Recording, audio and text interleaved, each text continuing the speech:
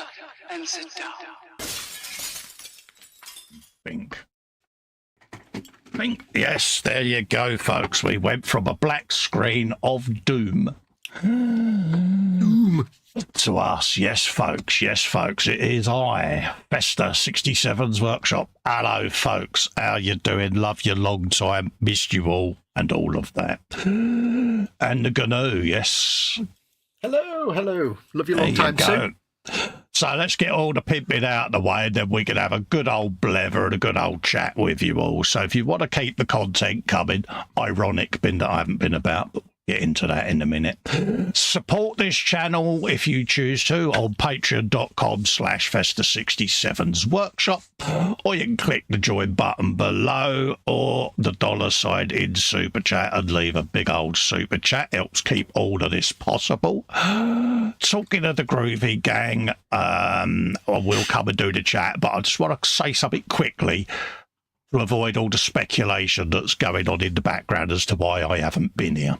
My mum had a big stroke. I've been dealing with real life, end of. Okay, now you all know people can stop speculating, telling tales and causing discord and disruption and all of that lot through basically bullshit rumours.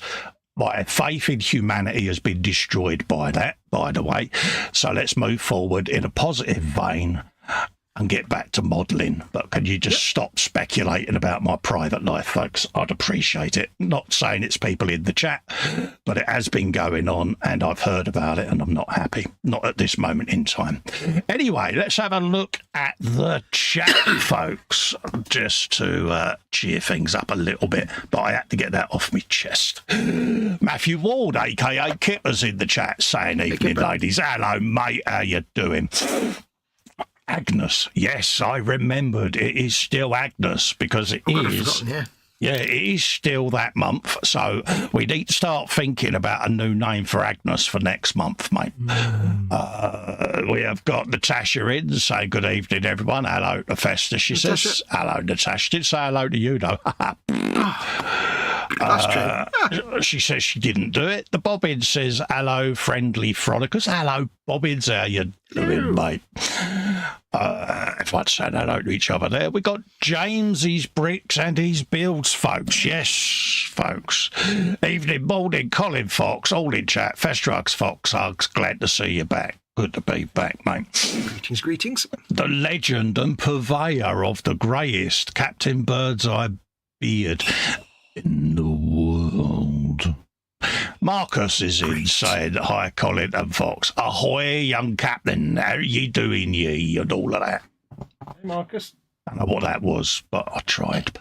Lord PJ of the Lewis, headmaster of Hogwarts and all that purvey it is in, says, welcome back, mate. Missed you a long time. There's a film that had that in there, mate. Yeah, just think. Yeah, $5. And good evening, morning to the princess and all the wonderful frolickers in the chat. Hello, PJ. Lovely to see you in, mate. Hope you've been keeping well.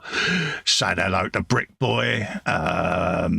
What else is going on? Agnes is saying hello to Tasha, Bobbins, Marcus and James.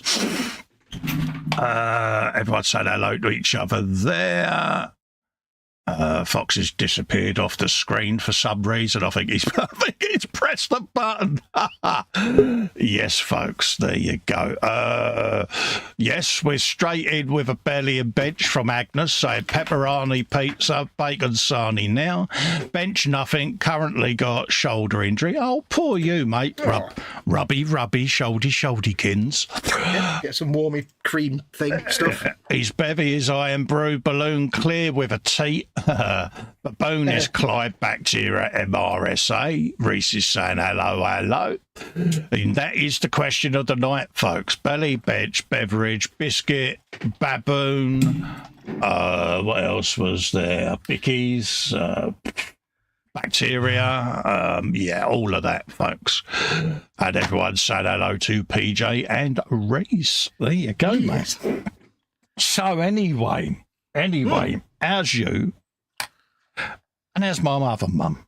Well, I have to apologise because I seemed to fill out there for a second. Oh, yeah, we did laugh because you did a 10, didn't you? Well, I don't know. All my monitors went blank for some reason. Then it was all gone. So well, I heard you move your chair, and I thought he's either run over or nudged a cable. It's like, yeah. No, I don't know what it was. Very Oh weird. well, it's them witchcraft, imaginary baboon people that mess with your computer. I think it's the CIA man that lives in the radiator. I think it's he talks to me. Perhaps you're suffering the curse that I was suffering before we disappeared for a little while, which was random shenanigans whilst live streaming. Could be. Hopefully the shenanigans have shenaniganed off. But yes, I'm fine, thank you. My Morph is in bed and fast asleep. So she's been lazy the last few days. Yeah. Yeah, she's been a bit poorly this last week, which is why I've not been around. So. Oh right. God, we've both had poorly mums at the same time. I know. People are going to start spreading rumours, you know. Hey, I know. Oh, the actual brothers. Yeah. They're like, yeah. Yeah, she's fine. She's fast asleep at the minute. So happy days. She's eaten about 400 hot cross buns with butter today. So she's fine. James says, Fox balked himself, officially his fault. No, James, he will figure out a way of it being someone else's fault other than his. Well, I don't know what it was, so I can't blame anybody because I've no idea there what it was. you go. My point exactly. So it could be me, it could be anybody, I don't know. Absolutely. I'm gonna blame NASA. Blame Elon Musk. Oh yeah, I'll do that actually. There you go. That feels a bit better. Yeah, just blame Elon. It's all Elon's fault. Yes. What are you up so to how are you tonight? Anyway? How's tricks with you? And what are you doing tonight? Well, answer your own question first, and then we'll come back to me. My own question. Oh, sorry. Yeah, what am I doing tonight? I forgot that bit. I'm carrying on working on my big track. As you can tell, I have done some rusting work on the tracks now. Happy days. So they are suitably rusted. I've got lots of almost like a panel line, whatever you call it, with the enamels. If it was a video game, it would be ambient occlusion, just going all around the edges and stuff and putting little shadows in and stuff. But I'm not doing that tonight. Yeah. There you go. Happy days. Little details, yes. Detail painting is the word you was looking for. But That's the one. That's the one. Instead of going for the easy 2-syllable, you went for the War and Peace full-blown explanation that no one understood. Yeah. Well, I just got to say ambient occlusion. I like the phrase ambient occlusion. It's absolutely. And I'm carried on with more work on me digger. I've painted all my hoses. Sat and did that yesterday because, it's just nice to get back to the bench.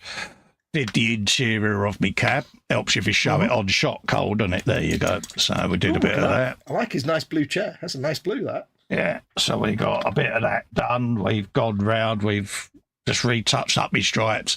Started a little bit of a streakage and stuff, but nothing major.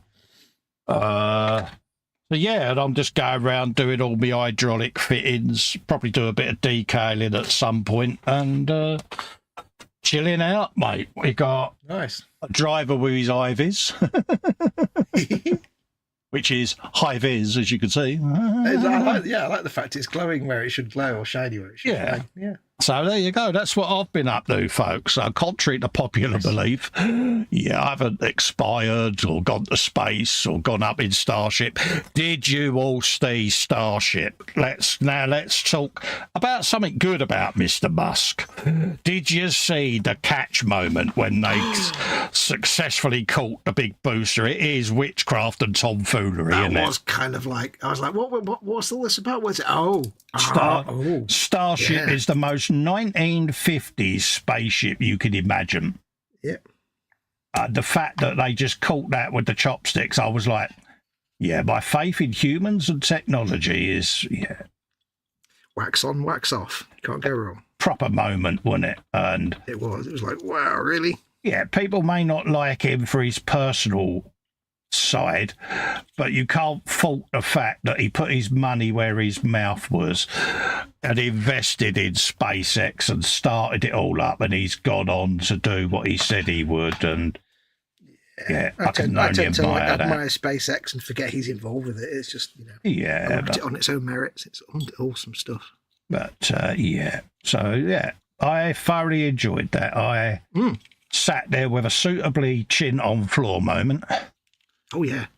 watched it and rewatched it and watched it again, and then binge watched all the Falcon 9 ones where the boosters come in and land, and I was like, yeah, I'm all spaced up now. I'm happy. Space. I love all of that because it gets my brain thinking, where can it all end up? Because there will be an Eagle transporter flying round. Ooh. There will be Moonbase Alpha. It will happen. There needs to be a Moonbase, and it needs to be called Moonbase Alpha for all the reasons that we aren't even...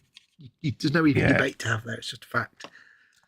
So, so I was suitably happy with all of that. Look, apparently it's always James's fault. No questions asked, full stop. Yeah, happy days. Normal service has resumed. Yeah, good lad. James is now going, hey, what, hey, what? He shouldn't be surprised. It's always the way. It is the way of things. Come on, James, you know it's your fault. You know it makes sense to you, sir. Also, it's James's fault. Even Shania says, Dad, and he goes, what? It's your fault. It's your fault, that is. Good girl. She's learning well. Get stuck in traffic? Yeah, it's your fault, Dad. Oh, yeah. It's like the lottery advert, you know. It could be you. It's like, yeah, when James sees that, it's your fault. It was you. Yes. Bless him. Accept your fate. He takes it well. Well, so I've heard. Yeah. Either he takes it well or he just goes off into a corner and cries that we don't know about. Absolutely. So, chat, what have you all been up to whilst we've been off air? And big apologies for not being on air.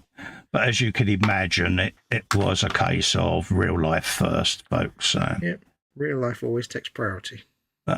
I've missed you all, and I've missed this. I've missed the buffoonery that we can do on a live stream, and just been at the bench. You know, it's just nice to sit here and shoot the breeze a bit. So you've missed the nonsense, haven't you?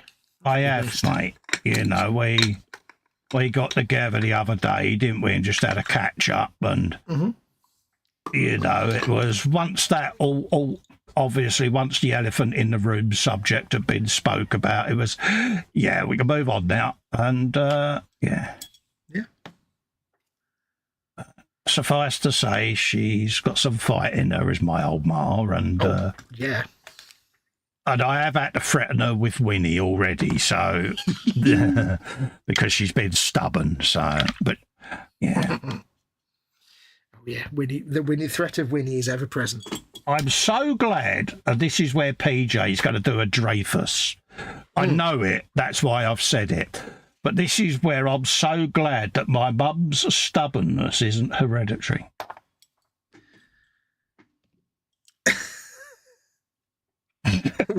Even I can't keep a straight face at that one. No. Yeah.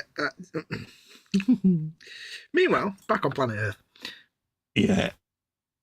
Nice try, dude. Nice try. Jason Martin is in saying good evening, Peps. Hello, Jason. How are you, my friend? Lovely, lovely to see you. Yeah, I went there. I thought I could actually carry that off and maintain my serious face, but even I got the sniggers at that one, mate. Yeah, it was worth a try. Don't get me wrong. Got to admit, it was a good try, though, wasn't it? Yeah, but I think you over-egged it. I think you overassumed your ability to pull it off without actually giggling. I thought people might have gone for it. Was I mistaken then? Well, I'm sure somebody did. I think you might be a bit mistaken there, Festa. I think somebody probably fell for it, and in which case they need to contact me because I've got a bridge for sale. It's a very nice bridge. Yeah, I got two tickets. I got 2 tickets to see Elvis. Oh, yeah. And 4 tickets, or a family ticket for haggis shooting. Yep, but make sure you make sure you turn up on the right side of the hill, or you'll miss out. Yeah, otherwise, yeah, they're walking around the other way. You won't see them. Yep, and then you just wasted your money. Agnes says Ivy's 12th birthday last week. Can't believe she's that age. It only seems yesterday she was a tiny baby. I'd also been working. Wow, Ivy 12. My God, well, happy birthday belatedly to Ivy, mate. Yeah, happy birthday. Big happy birthdays to you, and an happy birthday hug. And all I'm going to say to you, Agnes, is the next birthday she becomes a teenager. So all of those things, yes, you, Agnes, all of those things that you did when you was a teenager, yes, you, will come back and haunt you, because my mum said this to me years and years ago when I was a teenager and playing her up. She said, all the grits with obviously different letters on the front, you're causing me. When you've got kids of your own, it's going to come back and haunt you. And I was like, yeah, right, what do you want about, you silly old mare? Yeah. Oh, yes. Yeah, before you know it, she'll be into motorbikes and ropey looking blokes. Yeah. Be like, what have I done to deserve this? Teenage daughter tantrums are far worse than teenage son tantrums. I was lucky I had the two boys, but me mate, he had a pair of daughters, and by Christ, it's the only time I've ever heard Ellen say it. I'm glad I didn't have girls, because it was brutal, mate. Well, that's the thing. Us blokes don't understand women anyway, so to have daughters as well, it's asking too much, isn't it? They used to come round my house to hide, right? I say, all right, yeah, go, what is it? And this is not a besmirchment or a judgment, so don't take it that way, he said, but I've got 3 very hormonal, temperamental women at home, and they've all had a fallout. Oh, right. Yeah. So that's when I used to just make up the spare bed and go, as long as you let them know where you are. Yep, there you go. But he's like, because I will try to help resolve the conflict. He said, and being that I'm a bloke, he said, I will totally misjudge everything I say. He said, and they're all going to turn on me like a pack of hyenas. Yeah. I went, oh, yes. It's like, you don't understand me. And he's like, you're absolutely right on that one. Yeah, if you got like two daughters having disagreeing with each other and you try and step in the middle, you'll end up being the bad guy. You'll unite them. Yeah. I always remember him once for a joke, and I tried this with 8 years later, and it failed just as miserably for me. But his missus walked in one day and says, which one of these dresses makes my bum look big? And he went, both. Right. Oh, no. Yeah. But I forgot over time how badly that went for him. Yeah. There his troubles began, and yours. Yeah, it went just as badly for me when I did remember what he said and thought I'd get away with it. Yeah. PJ says, Wilkinson, he says, see me after class. Okay, sir, will do. Yeah. I'm going to guess you remembered what he'd said literally a picosecond after you said it to H. Yeah. Pretty much. I was like, yeah, I should have remembered that. This stuff when it's just too late. Yeah. Yeah, I thought, yeah, she'll think that was funny. No, she didn't. Oh, yeah, okay. That crease in your dress, or does your arse need an iron? That was another one of my good ones. Well, I thought it was good. Yeah, it was like, yeah, okay. See, I'm a delightfully single bachelor, so I can't get myself into this kind of trouble that I know I will get myself into. We do it every now and then because we think that we have been together for so long, you'll get away with it. You got to test the boundaries, haven't you? Yeah. You don't want to get stale. This is why us blokes, I've always said this, that any bloke that sits there and says he understands women is a liar. Mm-hmm. Purely and simply because women's logic, just don't even go there, just agree. It's the easiest route. Yeah, you need to learn to pick your battles, and trust me, with women, there are no battles you need to pick. No. You need to not pick all of them. No. I worship the ground my missus walks on, So if I said I began to understand a logical process,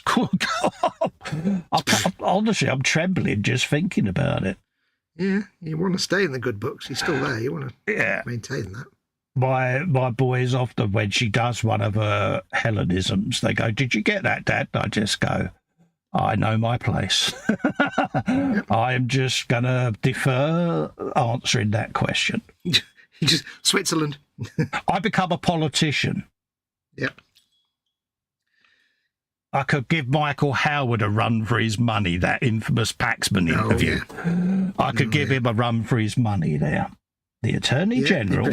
You've perfected the art of saying, that's a very good question. I'm glad you answered that question. Allow me to answer it by not answering it at all. Let me just make this one point. Yeah.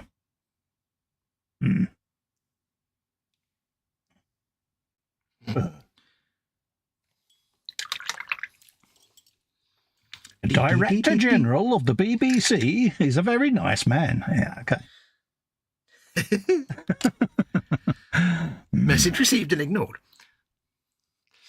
She's already acting like a stroppy teenager, says Agnes. What was it, Agnes? Agnes, yeah, Agnes. Yeah. He never remembers your girls' names, does he, Agnes? He's useless. Names. PJ says, my latest trip around the sun was completed on Wednesday too, Colin. Happy birthday. Happy birthday, mate. Happy birthday, PJ. 50 years young. See what I did there? I'm good. I see what you did there. I'm good. Jason Martin says, off to Wales in a few hours. Can't sleep, so I thought I'd tune in. Welcome. Oh, Jason. Nice one, mate. Well, safe journey, mate, and enjoy your trip. Wales is nice. I like going to Wales. Natasha says, I was too quiet in my teens, but I won't go into that. And Agnes says, if a bloke ever figured out women, he'd make a fortune writing a book about it. Yeah. There's the mistake, though. It'd be a bloke that thinks he's figured out. Yeah. Yeah. Bobbin says, I've never married and have no kids, and I am fine with it. Yeah. When Phil Lewis is in, says, evening all, only on for a bit. Hey, Phil. Hello, Phil. How are you, mate?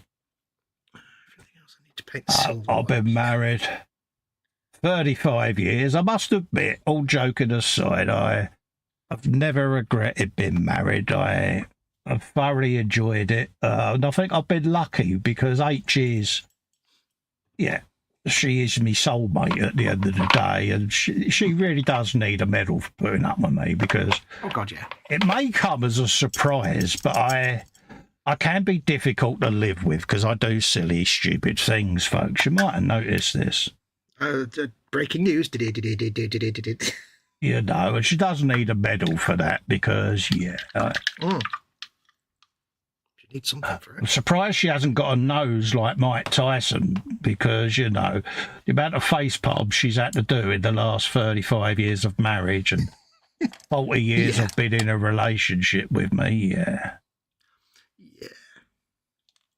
It's ironic. She says it's kept her feeling young because, it's kept her spirit, she said, a perverse way. She said, you've kept me young, she said, because I've got to be on my toes for all the stupid stuff that you do. And it's like, told you I have my uses. Don't push it, she goes. All right.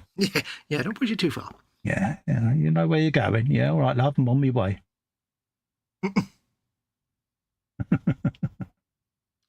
It's worth a try, though. But, nah, she's a good girl. And also, she's still up as well. So if I don't say that, I will get beaten to within an inch of my death. Yeah, it's all tactics.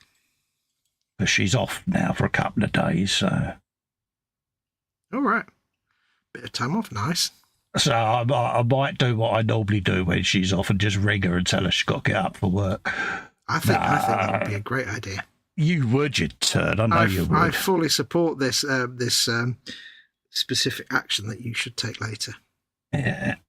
I've had my instructions. If you ring that phone, she said, I will kill you. Have you turned your alarm off for me? Of course I have, love. Yeah. All turned off, love. There you go. Yeah. Is it really? Yeah. It's like when the clocks go back, I ring her every hour. Just checking. Not sure whether this is the time I should ring her because the clocks have gone back. Just thought I'd ring just in case. You're going to die. Slowly, she goes. Yeah, I'm hedging my bets because it's best to, I'd rather be wrong than... Yeah, exactly. And I go, but you wouldn't be happy if I missed. You are still going to die. Yeah, all right, love. You'll forget because you're going to go to sleep again for 5 minutes. And when you wake up, you will not remember any of this. She remembers. You'd like to think, anyway. Yeah. Bless her. Women always remember. Oh, voice has just piped up about, I dare you. I dare you. Yeah. Challenge accepted. Somebody's on the other side of the door listening. Yeah, Shin Kitchen. Making herself a brew. Hey, H. She's not going to hear you, mate. I've got headphones on you. I know. I don't know why I said that, because I know she can't hear me. It's force of habit. I don't know. Well, like the hand that feeds me, that's what she used to be called, because the hand would appear at the side of the door with sustenance. It's like, yeah. Sustenance is always the right answer. That was Kenneth, that called her the hand. The guy used to sit there going, hello, hand. Bless him. Right, a few more roses. James has been a member for 46 months, my God. Bill says, is it Cole's birthday too? No, my birthday was back in July, mate. I was 57. Wow. PJ says, Tar Muchley.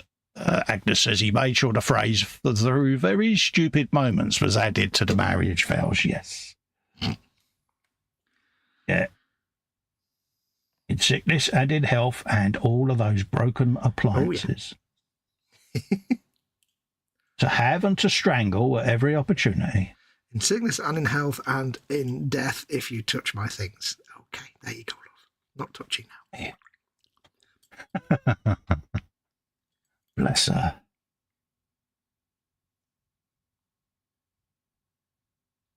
Touching things? I wouldn't touch things. Look, I would not. Oh, I would not do that. No. Oh, yeah. I won't touch any of your white appliances, love. Trust me.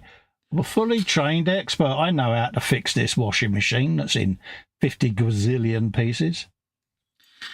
They've been married over 30 years and he still makes the mistake of occasionally saying, trust me. Yeah, hey, that Dyson that was in bits all across the lounge floor, not packed up since, mate. Still going strong. All right, a tumble dryer may have been missing the back panel because I used it to weld the floor pan in her Metro. But when it come to changing the belts, it was a far much easier job in that the panel had already been removed. So my blokey logic... Yeah, it's there. It's there, isn't it? Mm. Of course, the missing back panel here and there is, that is still a downside. Yeah, it's one of them, but you just don't put your hand there, do you? You know, you're not going to, are you? Because it's pushed against the wall. So, happy days, everyone's a winner. See, the thing is, right, it being you, of course, most blokes would be like, there's no way she'll ever find out about it because it's round the back of the washing machine. Of course, you've probably told me within about a day, didn't you? Yeah. It's only because the what was it? The motor on her washing machine, the bearings had gone, and it was still under warranty. Oh yeah. So the tech was coming out to do it because it was under warranty, and I went She went, okay. Well, why are you going I said, well, he's going to have to pull both of them out to get to the socket to unplug everything. Yeah. I said, you might notice something missing when he does what you've done. I said, do you remember how you complimented me on the way that panel perfectly fitted the floor of your Metro? Yeah. Came off the back of your tumble dryer, love. I can imagine the words. You know when you get that stony silence and you hear the crickets in the background as you think, yeah, she's still thinking as to what her comeback's going to be. Yeah, you hear what is only the worst sound a man can ever hear, which is the sound of his own nads retracting into his body. You've got it. You've hit that advance of any right expected. On the button, mate. Yep. Everything withdraws inside. That is exactly what happened. And it was like... it's like being dunked in cold water without warning, isn't it? It's like everything mate, disappears. Honestly, I was like, yeah, this ain't going to end well, is it? This is going to end badly, and not for anybody apart from me. So suffice to say, yeah, it went well for me. Is that the one I'm after? No, it's the next one, Carl. You know why it's the next one? Because it's the one that's got lead belcher written on it. Who's in the name card? Belcher. Phil Lewis did a really stupid thing on Tuesday. I was making shredded cabbage and left a bit of the core, so I was cutting towards my finger when the very sharp knife slipped. Oh dear. He called himself all sorts of names whilst trying to stalk stuff like, well, your new nickname is Foxy McStabbettykins, because that's the sort of thing he does. Yeah, that's the thing I do. I stab myself with a plastic spoon. He says it was one of those daft, dumb, he says, even brain fart moments. Yes. Well, hopefully, mate, you're on the mend because, yes, stabbies can be excruciatingly painful.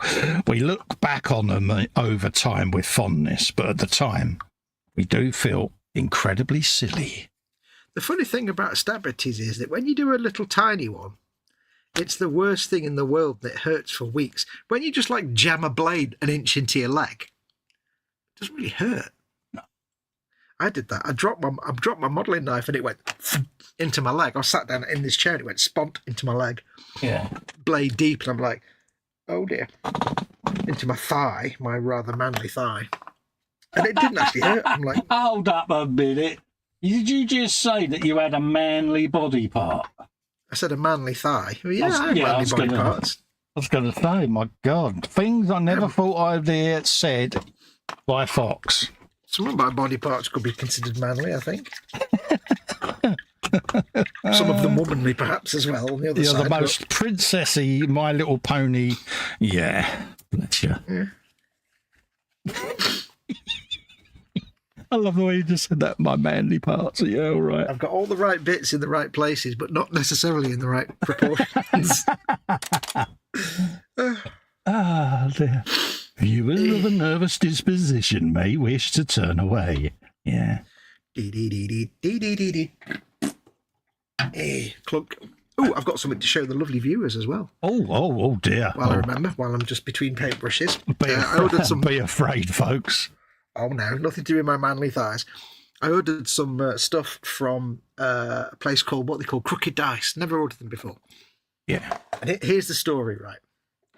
It was, I think it was like 2 or 3 weeks ago when the BBC showed Threads. Does everybody remember Threads? Yeah. I know you remember it. That sort of 1980s, what would happen after a nuclear war dramatisation. Yeah. It's legendary. It was shown in 1980, I think, too, and then never again for years. And I was watching Threads. I didn't actually watch Threads, but I watched the documentaries. I've seen Threads before. And the iconic image for Threads, when you get on like the DVD covers and whenever it's mentioned, they have this picture of one of the actors or one of the extras who was basically a traffic warden. Yeah. But he's got like a big bandage over most of his face with eye holes cut out, and he's carrying a rifle.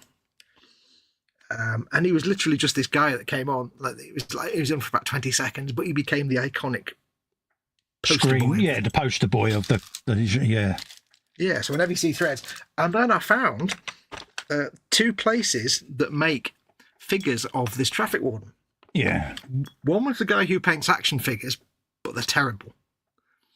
And I was like, yeah, I'm not paying for that. And one was this place called Crooked Dice, who do like a post-apocalyptic, they do like miniatures for tabletop games, but they don't produce a game. They just do all the figures for you. They've got like Space 1999 stuff and off-brand kind of things. And they did the traffic warden from Threads, and I've got him there. I have to paint him up at some point. You can't really see him because he's pewter. So yeah. But he's there with the bandage on his face, and he's got the nice coat, and he's got the he looks rifle. Good, mate. He looks good. Yeah, so I can't wait to get him painted. And as well as him, I got myself. They also do like a collection of like 1970s like cops, like British cops. Like, oh look, these ones look a bit like the Professionals. Yeah. And these one look a bit like, the others and stuff. And here's like a bit of the Sweeney. But they also did a transit van, little resin transit van.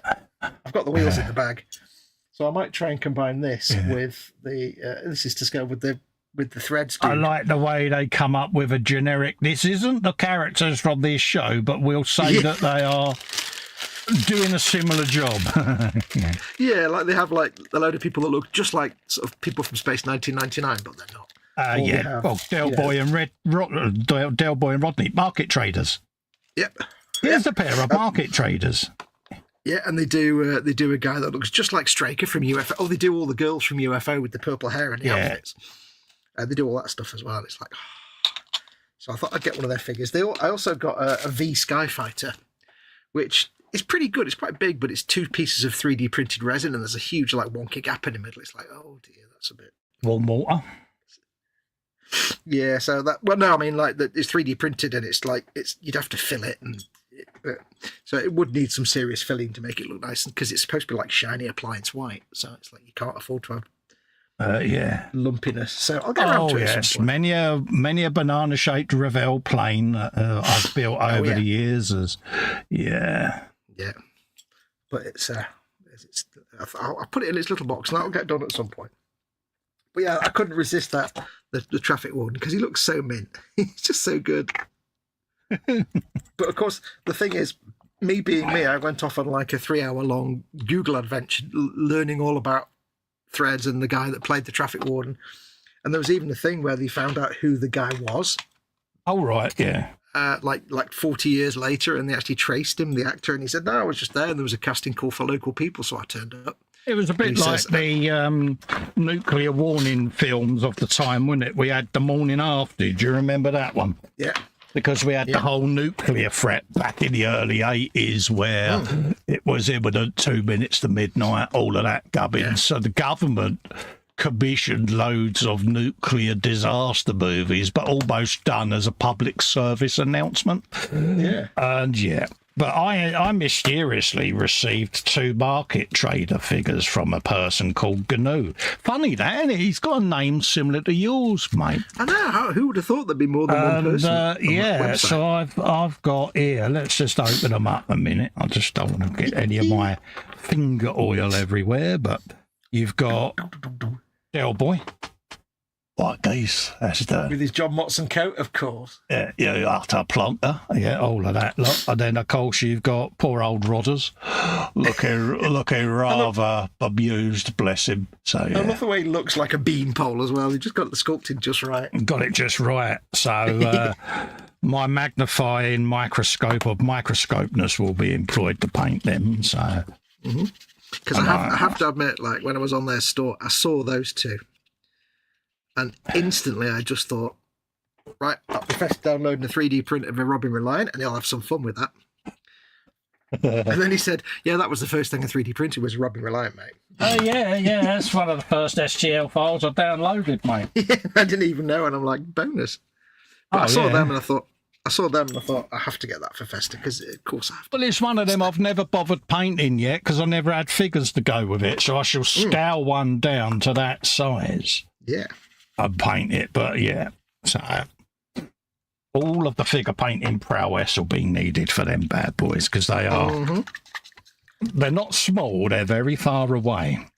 Yeah, I think they're 28 mil, isn't that something like that? 28 mil, or maybe slightly smaller, I'm not sure. Standard size. But I think the difficulty is when you used to Warhammer, where everybody's like 6'10".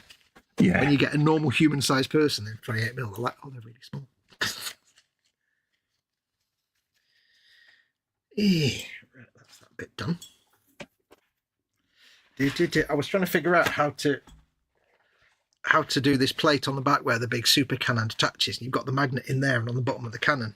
Oh, right. Of course, the paint comes off, so you just see this silver magnet. And I thought, well, why not just paint them silver, like it's all worn away and it's bare metal, it's all rubbed clean? Then you won't see the magnet. Happy days. There you go, folks. Donald McKenzie says, when cutting a resin 3D print of the supports, the knife slipped and a trip to A&E and 5 stitches later in his palm. He's now got a pair of anti-cut gloves. Once bitten, twice shy. Good shout, mate. Oh, yeah. Good idea. Right. I shall go and change my water because it's full of silvery Go and change your water, dear. 1 sec. There you go. But, like I say, once bitten, twice shy, mate. I try me damnedest to cut away from me. I have this voice in my head of my old art teacher. Cut away from yourself, and I still hear her voice now. Every time I have it the wrong way round, it's like, It's funny, I find the harder I try not to cut myself, the more I'll wait till he's finished prattling on. Diddly-dee. Here we go. Right, he's done. Yeah, I find the more I try not to cut myself, the more likely it is that I'm going to cut myself. So there you go. I actually haven't stabbed myself in quite a while. I'm quite proud. Happy days. What I seem to be doing at the moment is I'll just be like doing something and I'll suddenly realise that I've got a cut on my hand from something that I've stabbed myself with, but I've no idea what it was or when it was. Yeah. Because it's already got to the throbby bit like the next day and I'm like, I don't even know how I did that. Do you lay there with your hand on a cushion going, but it hurts when I do this? Ah. Your mum goes, well, don't do it then. It was my index fingertip was just throbbing and I'm like, I don't even know. There's not even a cut on it. I've been jamming my hand in iron shavings or something and got one in my finger. I don't know. If anyone is going to jam their hand into iron shavings, yes. Yeah. I've not even got swarfiga to work on it. I've still got a pot of swarfiga on the side out in the kitchen. I've just remembered the smell of swarfiga. Fresh pot of swarfiga. It's a bit like opening a brand new pot of Masters brush cleaner. Oh, yeah. But is it as good, though? I can't remember. I vaguely remember what it smelled like, but it's not a proper No, memory. the Masters edges it for me, mate. Lovely. Yeah, it's up there with opening a brand new iPhone or a brand new MacBook. Ooh, nice. Phil Lewis says the American was the day after. Yes, that was the American equivalent to Threads. But it was the thing with Threads was they kind of used all like pretty much unknown actors at the time because they wanted it to be. It was like a drama documentary. It was a drama, but the producer decided to have like little bits in the middle explaining stuff with the narration, and apparently the writer hated that, but the director's like, no, we need this, and it was good that they did it. Stand under a door frame or under a table. Yeah. Okay. Oh, yeah.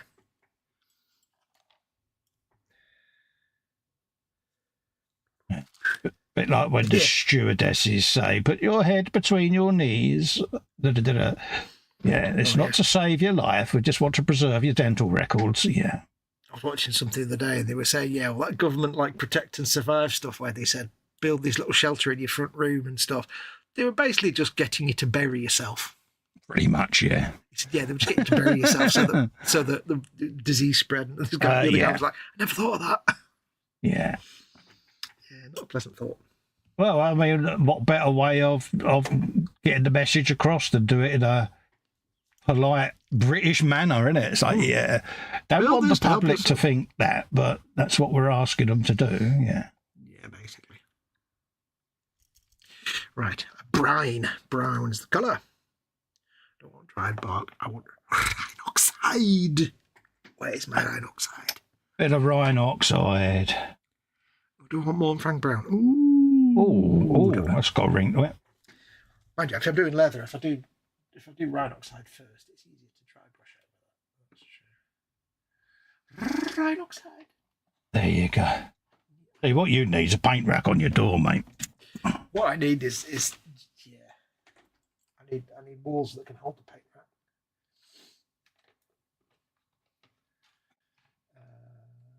What I need is iron oxide that I can't find. Gosh darn it. Get yourself some deeper roll plugs, mate. Your walls are just as old as mine. No, we tried it. It's like over the years, roll plugs and everything, they just fall out. It's just the bricks are just crumbly. 100-year-old bricks, they're just... Right, the house is still standing, dear. Yeah, I know. I try not to think about that. Dee. It's just never been able to screw things in. I mean, if you put a shelf up and it's got like lots of railings and things and there's lots of screws all over, it'll be fine. But like when we had a railing put in for Mum coming up the stairs, the one on the main bottom of the stairs has got like 4 attachment points, and that's nice and sturdy. But the one on the top bit of the stairs only had 2 attachment points with like 4 big bolts, and it lasted about 6 months before it came out. Yeah, with our place, I tend to go for extra deep roll plugs that go right into the brick. You know, and we'll have to get them to redo our upper stairs one and just say, can you just put like 4 attachment points, just put as many bolts holding it in as possible, because that will keep it in place then. Back in the day before the carcass got me, I used to, when I decorated, I used to replaster the room. Just so that I knew that the plaster was sound. Yeah. Over time, obviously, I'm no longer. Yeah. Unfortunately, I grew up with a father who had no DIY ability whatsoever, so everything he ever did was not great. Hereditary, then, is it? Oh, absolutely. I inherited his DIY. Yeah. I absolutely inherited his DIY skills. Don't ever change.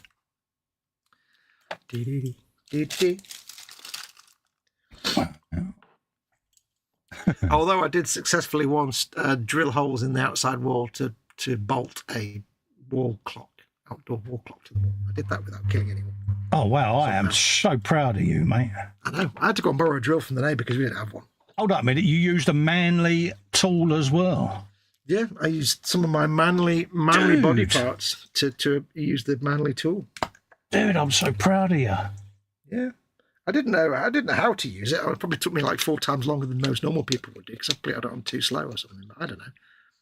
I just pressed the button and it went. Yeah, you had it on screw setting to try and put a masonry part in. Yeah, I know. I'm like press trigger to go, and there you go, done. Whatever. The clock is still there to this day. That's the key. It's still there, mate. Hasn't worked in like 10 years, but. Oh, it went horribly wrong, did it? Oh no, it worked perfectly. This is one of those old. I've never changed the battery in it. Edward Leonard is in, says, hi, Colin Fox and chatty people. Good to see you back, Colin. Thank you, mate. Have yourself a double squishy. Double. There you go. I'll put more effort into mine for you there, Edward, because, you know, I thought I would, mate, being that you're a mate. Well, but that's all right.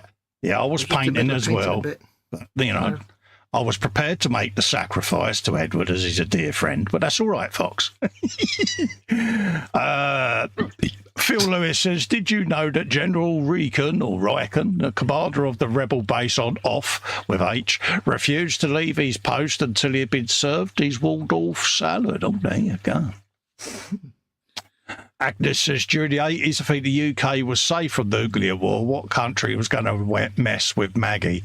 Imagine if Maggie had a war cabinet, including Winnie and Cole's mum. Yes. Well, we did have Maggie and Mary Whitehouse looking after the nation back then, didn't we? And oh, my God, what fun they had. Oh, yeah. Yeah. I've just realised on this driver's seat, they've actually sculpted in a bit where the leather or vinyl or whatever has folded back on itself and you can see the foam inside. Oh, right. And I thought that's brilliant. I'm putting an 8-foot tall orc on top of that. It's never going to be seen. Yeah, but you know it's there. Yeah, all the effort they went to. That's the key. You know it's there. Yeah. And yeah, could you imagine it if my mum, Winnie, and your mum had been in the cabinet? Oh. Oh, yeah. That would have been fun, wouldn't it? Things would have been occurring, I think. Things definitely would have occurred. Oh, definitely. Oh, yeah. But yeah, mine was vaguely threatened with Winnie. And, can you be vaguely threatened with Winnie? I don't think that's actually possible, is it? Basically, Winnie is an on or off threat, isn't it? Because, you know, I did vaguely threaten her with Winnie, so, yeah. Yeah. It was there.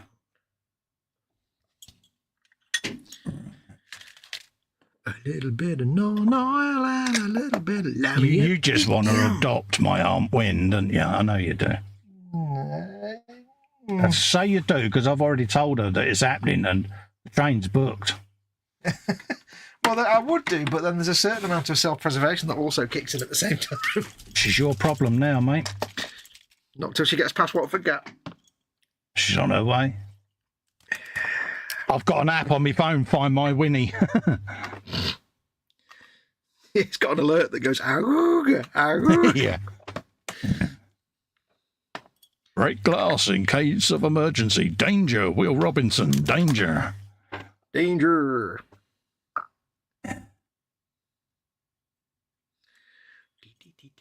I'm going to put a little tiny bit of diluted normal oil on the Speedo. Oh dear. Just to make the little ticks on the Speedo pop out a little bit, because they're not very obvious. And there's no way I can do a complicated paint job in there, because no, it's far too hard to get I'm sure you could. A man of your talent. Of course you could, dear. I am sure it will be beautiful. Most beautiful.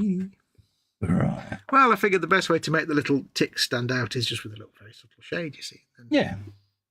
The shade will do the work for me. Yeah. If I can figure out how to make it stand up for a minute. In a goodly way. Go and see your doctor, mate. Yeah. I can think of several things I could do. For those that may be interested, I'm just putting a little bit of Agrax in the base of my cracks at the moment. In case you're wondering what I'm doing. He likes to get Duncan's tears in his crack. There you go.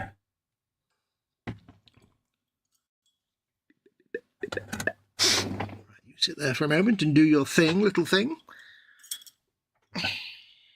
Tissue. I need tissue. He needs a tissue, folks. I have Halloween pictures that involve repurposed squishy tanks that my wife made me give her, says Edward Leonard. Happy days. Made you give her. Sounds about right. Gemma Zinn says, hi, Fox and Festa. Hope you're both doing okay. Hugs. Hello, Gems. Lovely to see you in. Get well soon to Christoph. Christoph's had his first eye done and he's on the mend, folks. So, oh, yeah. He's doing well and he's resting as advised and he's been very good. Yeah. Otherwise, we have all threatened to grass him up to Gemma. Oh, yeah. Although I think it wouldn't make any difference because she'd know if he was whinging. She'd just slap him. She knows. Anyway, knows. He's got no choice but to get better faster because he provides all the cups of tea for Gem. So exactly. You wouldn't give him a chance to lollygag or malinger. Yeah, so get well soon, Chris, mate, because, yeah. Agnes has just made bacon sarnie number 2. Oh, I have neither bacon nor bread. Damn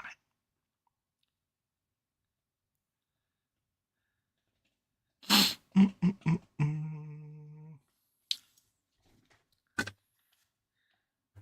How about Petunia? Who? For next month, for Agnes. You've got to remember it then. Yeah, that's not going to happen, is it? There you go. That's why I go for easy names. You want to go for Petunia? The minute you forget it, you have to pay a forfeit. No. He's now going, yeah, Mabel will do. I think Mabel's Gertie. already been done, innit? Mabel. Have we called you Gertie yet? I think we called him Gertrude at one point because, yeah, I think we called him Gertrude. Oh, there you go. Beryl? Has he been Beryl yet? I don't know. There's still a few more days to zero in on the name. Phil Lewis says, need to head off. Night all. Have fun. Take care, Phil. Take care, Phil, mate.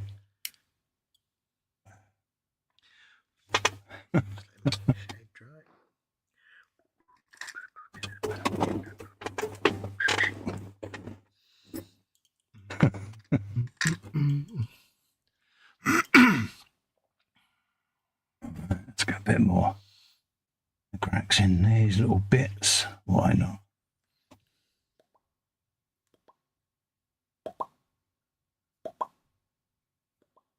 There you go. Did my squishies.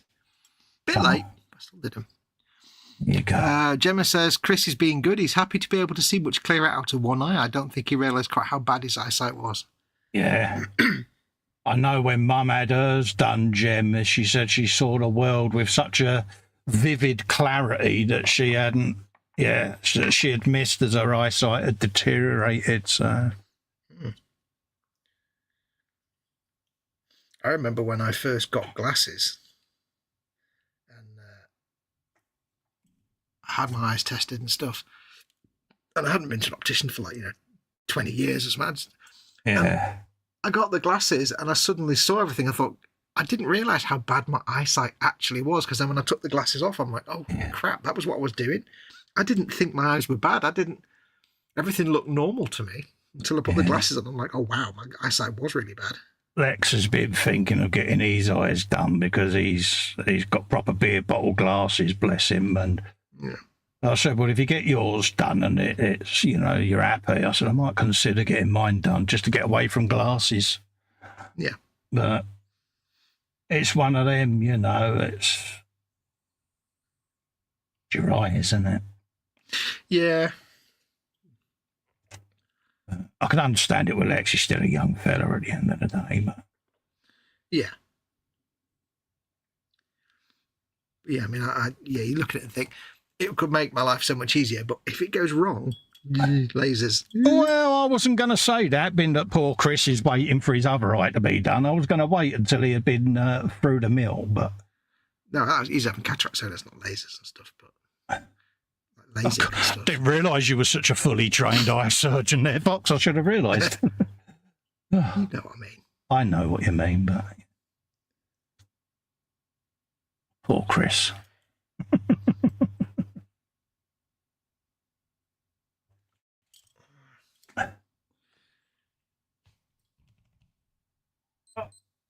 not sure what colour I want.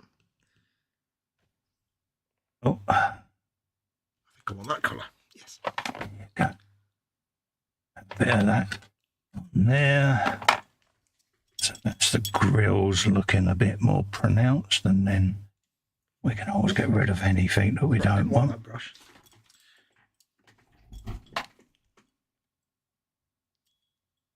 Like so. Agnes says, I would say call me Foxy Lady to help Fox remember, but he would still forget.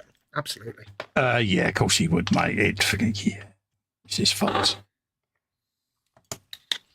Stockings, chocolate, cigarettes. I've got memory like a spiv. I see what you did there. See what I did there?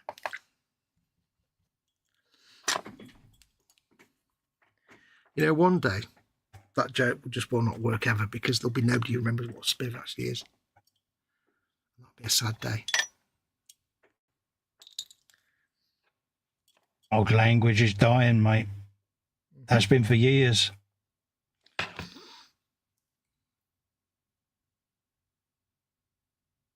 It's an evolution, isn't it? I mean, you think, you know, when you look at old text written in Latin, you know, it's all part of the evolution of countries and society, isn't it? Some good, some not so good, don't get me wrong, but... Oh, yeah. There's language now that I just totally don't understand. You know, words that are being used by a younger generation now, they're like, what does that even mean?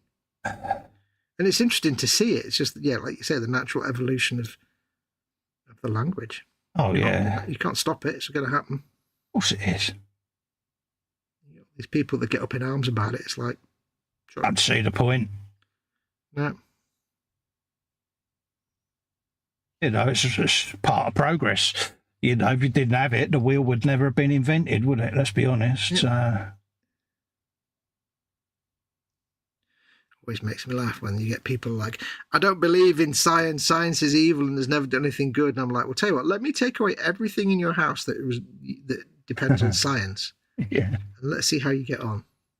They suddenly realise they've got a patch of land and that's it. Yeah, that's all these childhood illnesses that, yeah.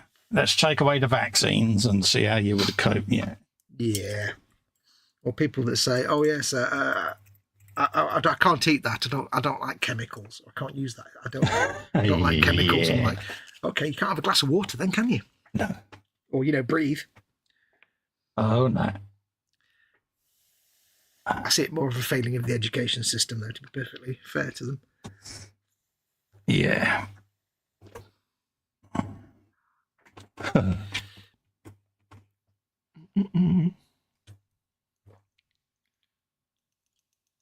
Agnes says, mentioning spivs, I was binge watching Dad's Army on ITVX. I had to pay premium to do so, but I didn't realise there were 10 seasons in total. Oh, I didn't realise that. Yeah, I always thought Dad's Army was a BBC thing. I didn't realise it was ITV. Yeah, I always thought it was like a 3 or 4 season run on it. I didn't realise it went on for that long. Yeah. I suppose we got so used to seeing reruns of certain classic issues. Yeah, what was it?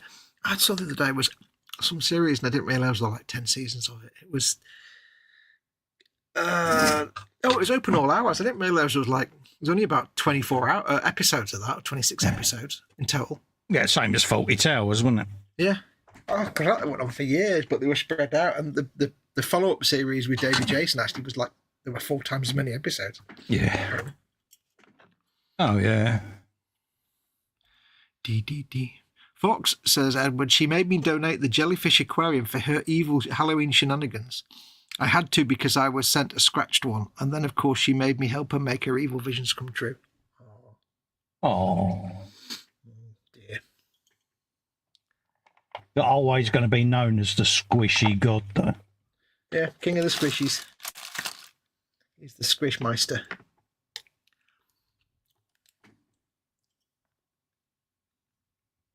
And that earned you legendary status, Edward. Indeed it did. It certainly did, Stanley.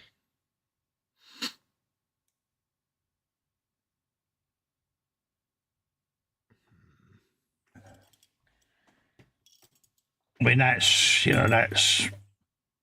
looking after pets next level, isn't it? Let's be honest. Well, yeah. It's dedication, isn't it?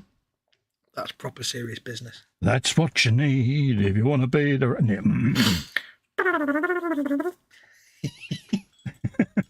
Bit of trumpet. Yeah, we know what we're on about. That's all that matters. Yeah, good old Roy and his cattle. It's being done through BritBox, says Agnes, which is the combined BBC ITV app. There's 80 episodes of Dad's Army. But the first few seasons only had 6 or 7 episodes. Season 2 has only 3 episodes to watch.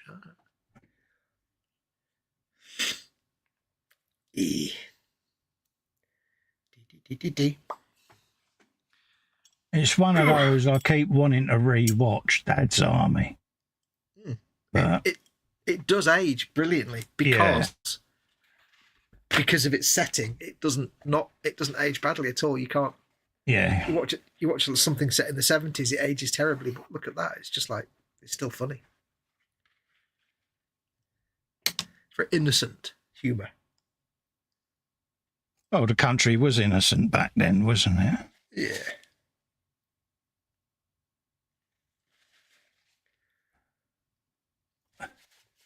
Gentle humour in some cases. Oh, yeah, it was family friendly, wasn't it? Yeah. The humour was driven by, the fantastic characters that made it. Oh, yeah, I heard you the first time you said that. It's like, you don't really get that much nowadays. Yeah.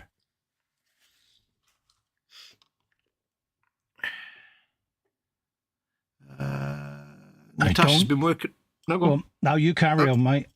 I was going to say, Natasha's been working on a Spitfire for the past week, primed it, painted it, some of it, and then just getting the cockpit in. Stage 6, I have only just gotten to. It's all paintbrush I'm doing.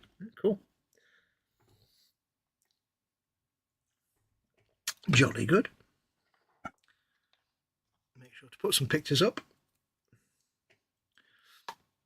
I meant to ask you, the stripes on your digger. Yeah.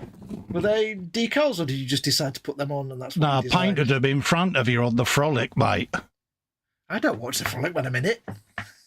When you asked me at the time, what you doing? I'm painting these stripes on, Fox, but yeah. I mean, the design of it, is that from the kit, or did you just make that up? Because they look no, there's nothing on the box art. I'll prove it by showing you a picture. You don't need to prove it. I'm just asking. But no, I'm just proving it to say that I've painted them myself. Stop being a dick. Here you go. Look like, yeah, because they look like perfect kind of stripes on a digger type stripes, like you'd see in a real building site. Yeah, that was kind of why I wanted to do it that way, mate. But yeah, no, they're my own brush painted stripes, mate. Nice. Yeah. See, this goes to show you, folks, see, not only do I not get a word in on my shows, but he doesn't pay attention to what I'm doing either. I don't know what I did yesterday. See, because it's all about him. Oh, Honestly, try giving him a compliment. It's hard work. It is, mate. Well, it's so few and far between. I just sit here on my own show quiet, and I'll let you do it all because, yeah. Bless you. But no, they're my own badly painted stripes. I think they're really good. They look proper like the kind of stripes you'd see on Digger. That's why I like. Yeah, it's just... Well, 90% of them that I've seen have been to the letter box art. Yeah. You know, the black plastic cab, the generic thing. And I just didn't want that. No, I thought I wanted to make it a bit more, if it's a branded building supply company that have bought a job lot of these, they would perhaps want to put their own identity on them. And being that it's Dukes of Hazzard Emery Orange, there will be a number 4 going on there or a 04 somewhere. So, nice. Pardon me. Ooh. So, there you go. So, yeah. I've always been a big fan of the fat stripe and thin stripe combination. It always seems to work. It works for me. Yeah, it's always a good combination, that fat stripe, thin stripe. But, it's my very own stripage. I just think it comes together and it just breaks it up and, I don't know, just makes it a bit more unique. Mm.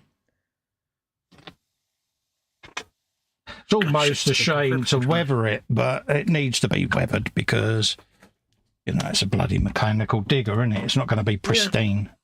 Yeah. It won't look pristine the moment it rolled out of the factory. It gets battered. That's its job. That's what they do. I just like the look of it. It's just one of them vehicles that does it for me. Yeah. But you're probably wondering why I'm dry fitting. It's just every stage I like to see how everything's beginning to blend together. So just my own personal preference, but lets me know whether I'm going too far on one bit, need to address others. But I do like the double hand bit. It's kind of cool. It's kind of different, isn't it? And I'm going to have it posed where it's picked up a bit of building with this arm and it's holding it so that the claw can cut it into sections. That's what I'm hoping to achieve without giving too much away. But that's what, that's what I'm looking at doing. It's just positioning the arm and the boom so that it can twist and do its thing. I'm hoping that I can get enough twist in it where this will present the piece where I want it to be. So it's going to be somewhat at a jaunty angle using that arm. It's around about there. And then the nippers are going to be cutting the concrete post or whatever at the rebar breaks. So that's what I'm hoping it will do. Yeah. So, So I need a bit more on that arm because that's still relatively clean at the moment. So we're getting there. I'm still waiting for this damn shade to dry. It's taking forever. And then I'll end up assembling the arms so that I can do the final stage together. Because otherwise you'll end up with one clean, one really dirty. But there will be an area where it's had a new part put on, so that will be a bit cleaner than everything else because it just makes the story more believable, doesn't it? Yeah, you want it all together when you weather it. So, Bobbin says giant orange grabby bits. It is, mate, and it's one of those, it appealed to the wife when she saw it, and it was Helen that got me this, and she was like, I like that. She was most pleased the other day when she walked past the cave and saw it on the bench. Oh, shit, I forgot about that. Sure, that's coming along nice. Yeah. So until I saw a model of something like that, I didn't even know that there were diggers with 2 arms. Yeah, she said, did you paint them stripes yourself? I said, yeah, I painted them in front of Fox, but he won't remember I did them. You know this, don't you? I don't remember anything. So she said, can you ask him on Friday? I said, he's bound to ask me. See what I did there. I'm far too distracted with my own remember anything else that goes on. Oh, look at me. Morning, Vicar. Just a little bit of barb there, perhaps. That would be an ecumenical. Natasha says, I love it. It's getting there, Natasha. It's something a bit different, isn't it? Goes with the whole wanting to do dios and vignettes mantra, doesn't it? So, And I need to start sourcing all the bits and pieces for that, just so that I can map it out. And then I can pose the arms then, and then I'll glue the arms into that position for that particular task. Yeah. And that's how it'll be done. Then it'll be fixed permanently in that pose. But at the moment, for painting and weathering, I want it to articulate. But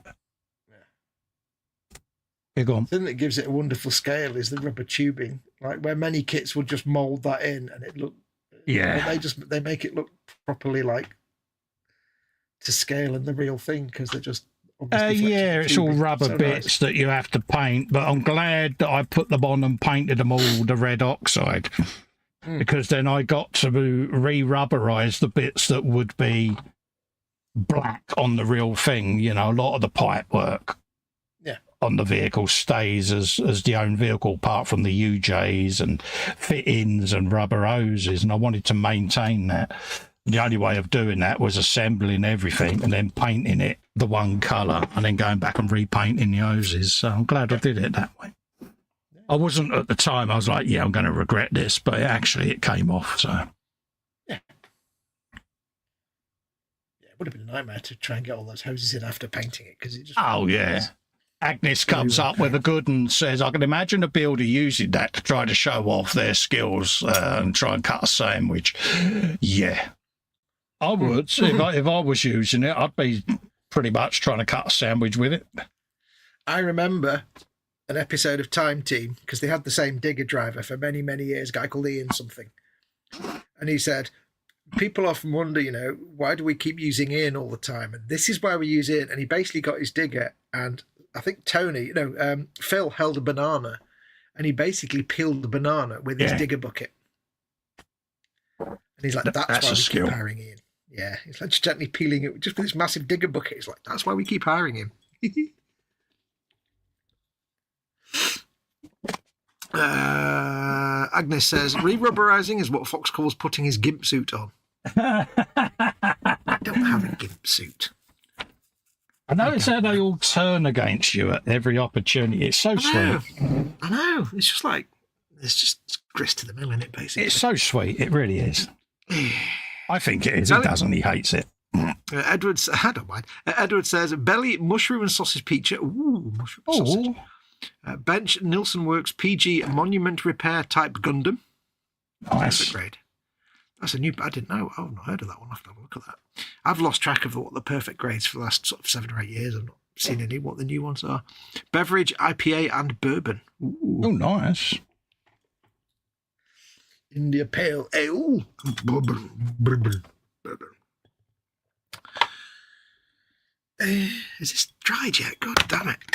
Are you having a wibble again? No, it's just Nuln Oil and a little bit of Lamy and Medium, and it's taken forever to dry. And it's like, really? Lamy and Medium normally dries really quick. Air dry it then. No, because I deliberately want it to collect around the edges of the little things, and I don't want to hair dry it in case it pushes it away from them. So I'm leaving it to air dry like that, so it can do what I want it to do. It's just taking forever. I don't know why. Like, come on, lads. Come on now.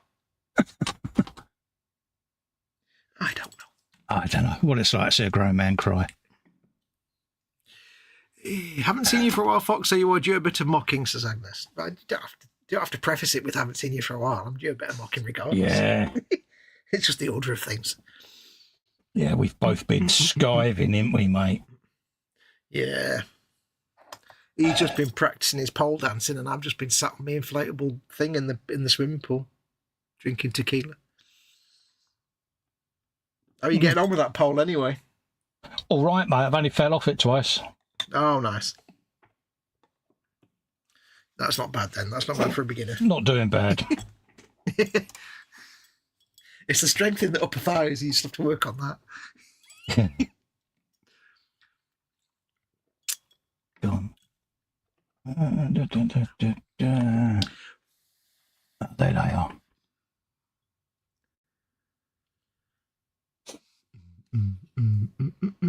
To paint me red bit.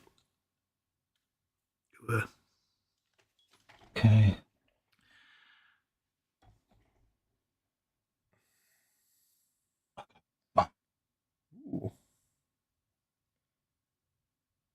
Works for me. Doing the decals. Oh, yes. Yes. Number 25, where does that go? I like doing decals. Oh, it's therapeutic, isn't it?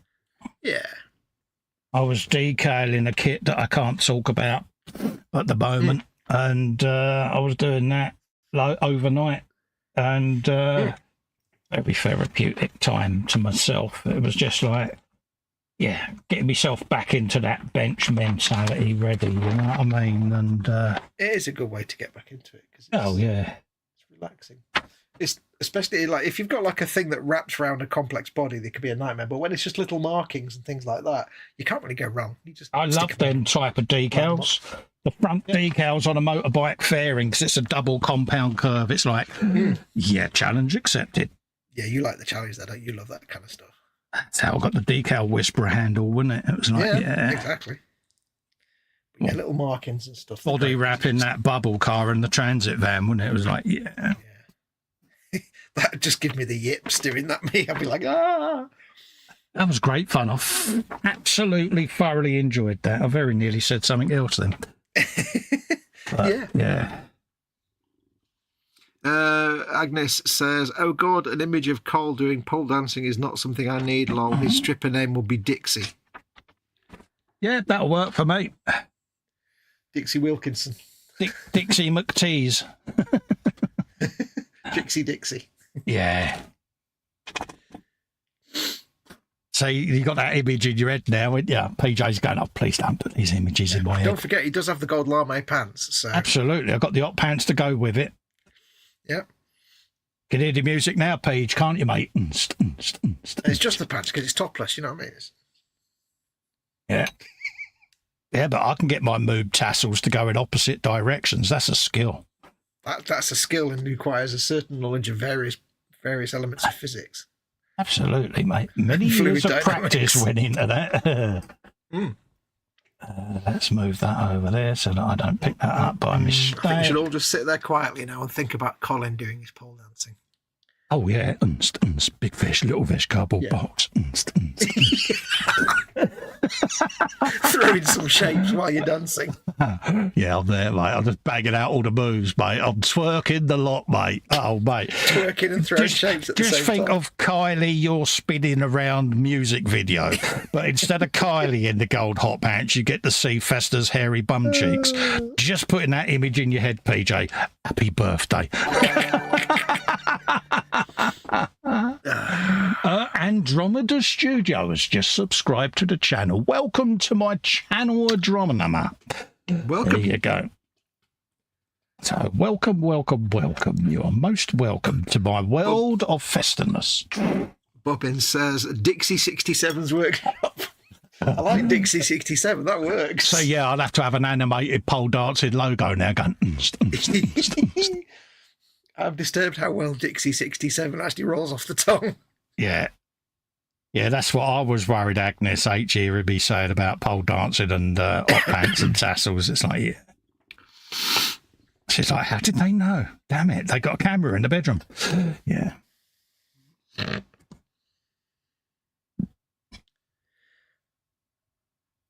PJ's now just sitting there going, oh, God, I can't get that image off my head. Chris is now going, Gemma, ring the eye surgeon. I want this operation reversed and I want it done now.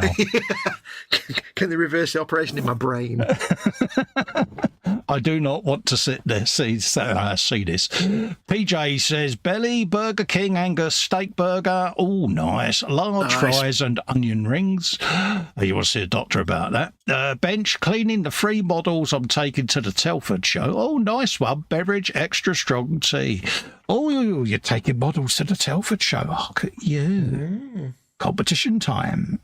I take it you're entering competitions, Paige. Good for you, mate. Yep, good luck.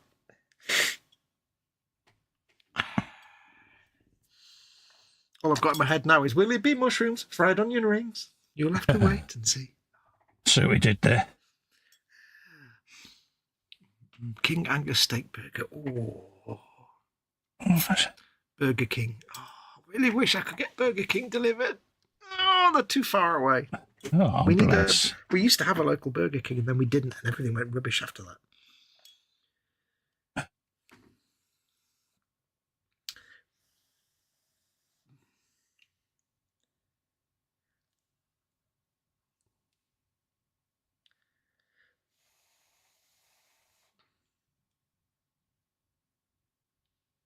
Go for that again. Bingo straight in. Gets in there. Bingo. Did I just make a Bluey reference? I think you did. See what I did there? I remembered that was a character in that godforsaken cartoon, didn't I? You did. Damn it. I'm very proud of you, my child. Damn You've come a long way in a short time.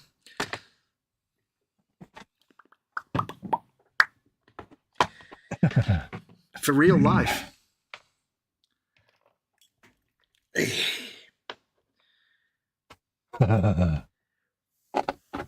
Yes, Bluey was mentioned. PJ's now dropped the 3 models that he was taking to Telford. Why are you no longer exhibiting these 3 models? There was a situation. Yeah, the Bluey incident happened. Yeah, you was watching Foxx and Festa, weren't you? Well, the thing is, you're putting yourself in the line of fire and you know it, so you must really love us. I admire anyone that puts models into competition. Not my thing, to be honest with you. I've never done it. Never will. Just my personal preference. 1, my work isn't good enough, and 2, I just don't build for the competitions. No, I'd never do a competition thing. No, it's just not what I do the hobby for. It's the hobby at the end of the day. Yeah. I think the minute it becomes competitive, it's like, yeah, for me, it just doesn't float my boat. No. I'm not saying it's wrong, but it's just my personal choice, that's all.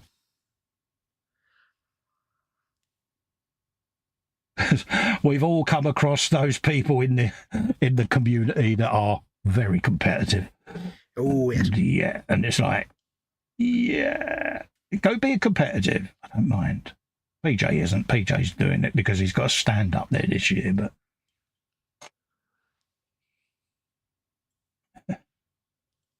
Bobbin says, I'll be at Telford spending too much money, probably. yeah, it's not far PJ off, is it? Yeah. Next month. A couple of weeks, I think, 2 or 3 weeks. PJ says, showing, not competing, Cole. Oh, right, yeah. Yeah, because you've got the stand up there, isn't you? The modeller's stand.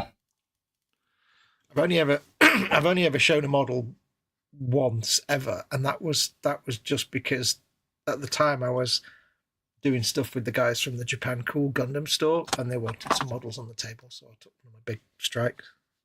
That was it. It's not really showing; it's just they wanted some stuff on the table. I'll bring mine. Yeah, okay, cool. Yeah, it's. And I'm not saying it's wrong, not at all, because I don't want any more hate. No, it's just not for you, is it? Not for me. It's not for me. I don't do the hobby for that reason. This was all done as a way of keeping me mental health in a happier place and a legacy when I'm no longer here, that the boys and the wife and that can sit and watch their Uber housemate, husband, dad, whatever you want to call me, being a complete child. And yeah. So the whole idea of putting in for competitions, to me, goes against what I started this hobby for. So yeah, to me, it just doesn't interest me. I don't think I'm good enough anyway, but it doesn't interest me in being in a competition. Like you, I just do it for the fun of it. Absolutely. As I've always said, there's far better builders out there than me. I don't pretend to be of that league. I don't want to be of that league. If they want to be of that league, good luck to them. I build how I'm happy. My models are built for me, for my room, and for my environment. If people don't like them, go and watch someone else. I don't mind.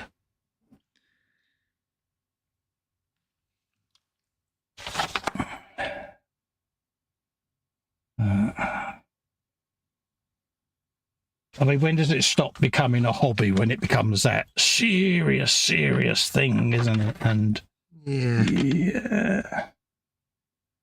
Right, what decal number was that? Can't remember, Cole, can you? No. Careful, old spoon. We'll find that in a minute. Let's do the ones I've got out. Very careful, old spoon.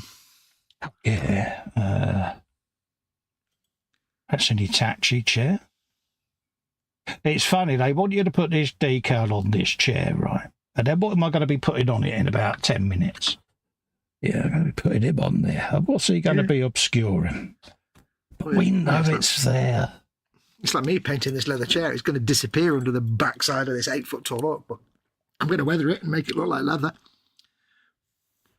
And then when I put this thing on, the lid on top of this cab anyway, you're not going to see anything because it's all under grill metal, but we know it's there. Pride and accomplishment.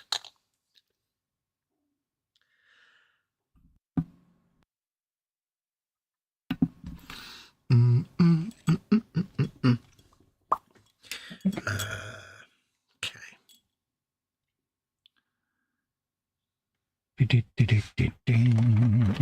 I was debating whether to paint all the little ticks on the speedometer. I've painted the little finger spinny, whatever you call it. Yeah.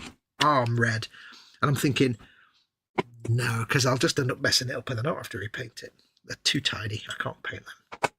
So I'll leave it with the little red, whatever you call the pointy arm thing. I wonder what that's called. I'm sure you'll go on a Google mission later and find out. What is the spinny thing in the speedometer called? What was the last thing I looked up on? You know, like when you do weird searches on Google and Wikipedia, what was the last thing I searched for? Weird thing. I can't remember what it was now. It was something the other day I searched for. It's usually when I'm watching something like a TV program or something and a question pops into my head. And then that's when it all goes wrong. Yeah. What was it? It was something that's... I can't remember what it was now, but it was one of those things that I've always wondered, how is that a thing that happens or whatever it was. And I completely went, I can look up on the internet because there's internet now. I can do that. Yeah, that's that fandangled World Wide Web thing, mate, isn't it? Well, yeah, it's just every now and then I'll be there and I'll have like a question that I've always wondered and I'll be like, I could just look it up on the internet because we can do that now.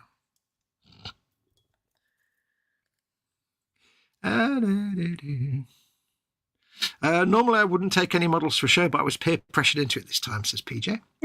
Edward will say, people will enjoy looking at them, PJ. Absolutely, so mate. Agnes says, Cole's come a long way. Neat trick if you can do it. I think we're up to date there.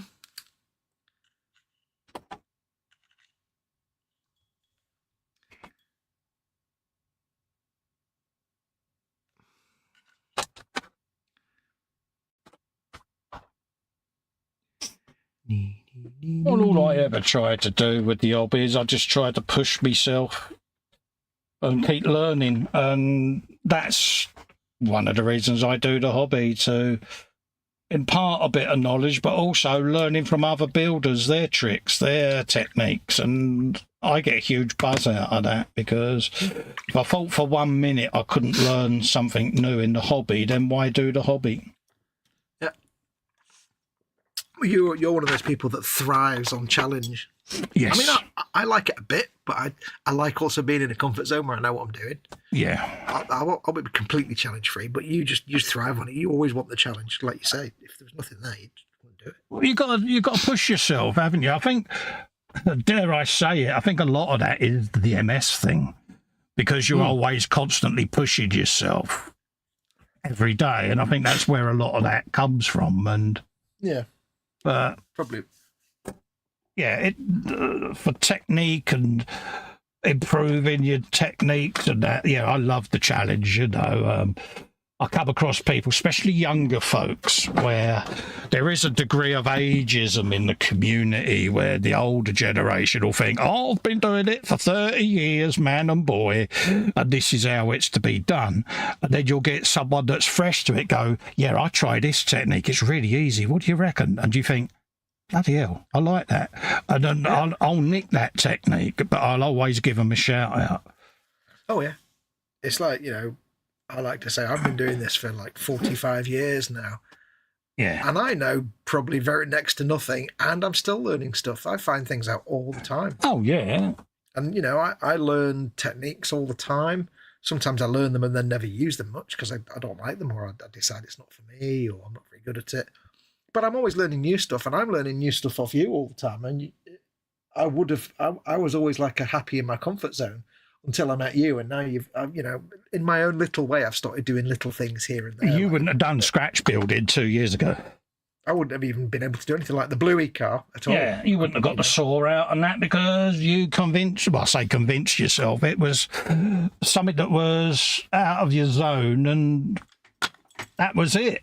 I mean, you won't mind me saying this, but you're very similar to me with self-confidence, and especially if we're doing something live on air, you don't want to make a tit of yourself live on air. So you get in them comfort zones, don't you? And I come along and go, yeah, give that a go. I mean, as a prime example for PJ's benefit, I couldn't have done that custom-made figure like a couple of years ago in my Bluey car that's covered in dust.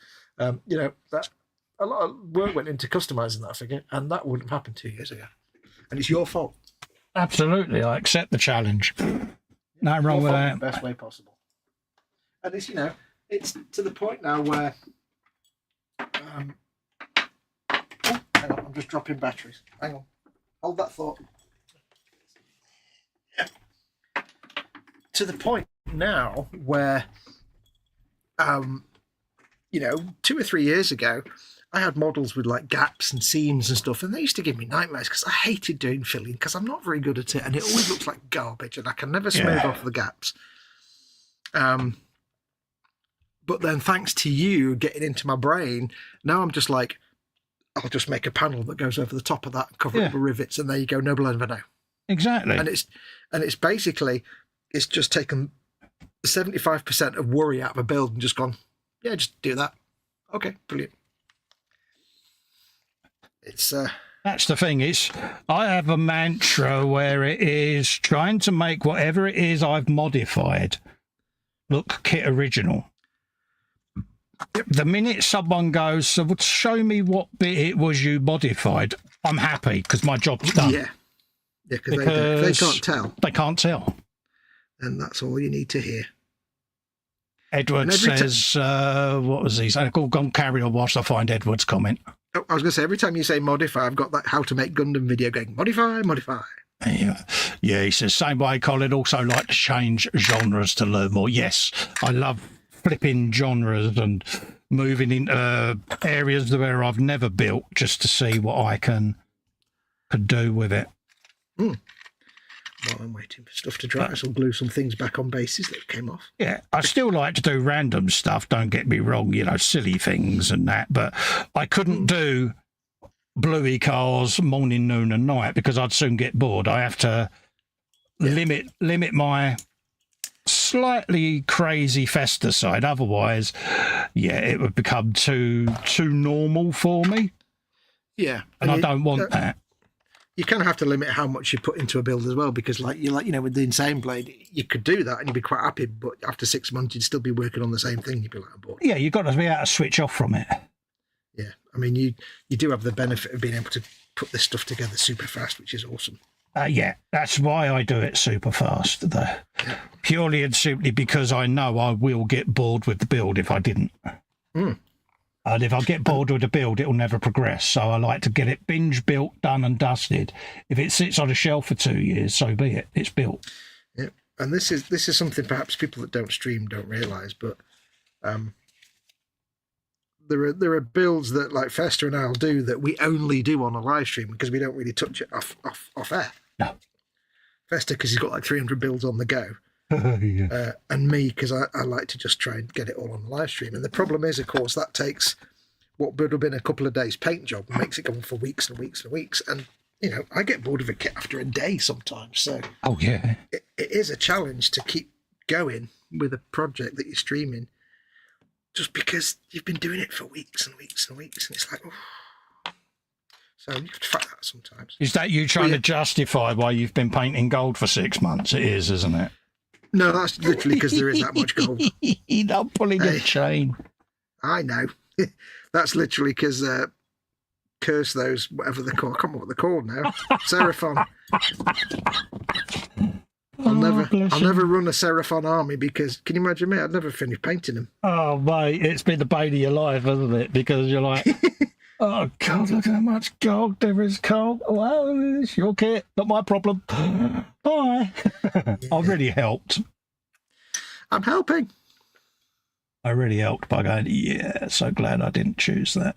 Gluing these little dudes back on these bases because I took them outside to prime the other day. And it was just starting to... have you ever done that thing when you go outside with a rattle can to spray prime? And it just starts to rain. You're like, right, risk it for a biscuit. I'll just do it really quickly. Yeah. And you hope you don't get any mess on there. And I did, but then I held two of the figures and the piece of foam just went... and fell off, and they all fell off the bases and landed on the wet pavement. I'm like, oh, it's all gone wrong. So I've got to glue them back on now. Yeah, that's why I kind of went away from rattle canning, and it was like, yeah, I'll just decant it, airbrush it, and job done. But purely because the weather, it was like, yeah. You know how slow I walked. Time I got out there, got myself set up, the kit's floating around on it, and it's like.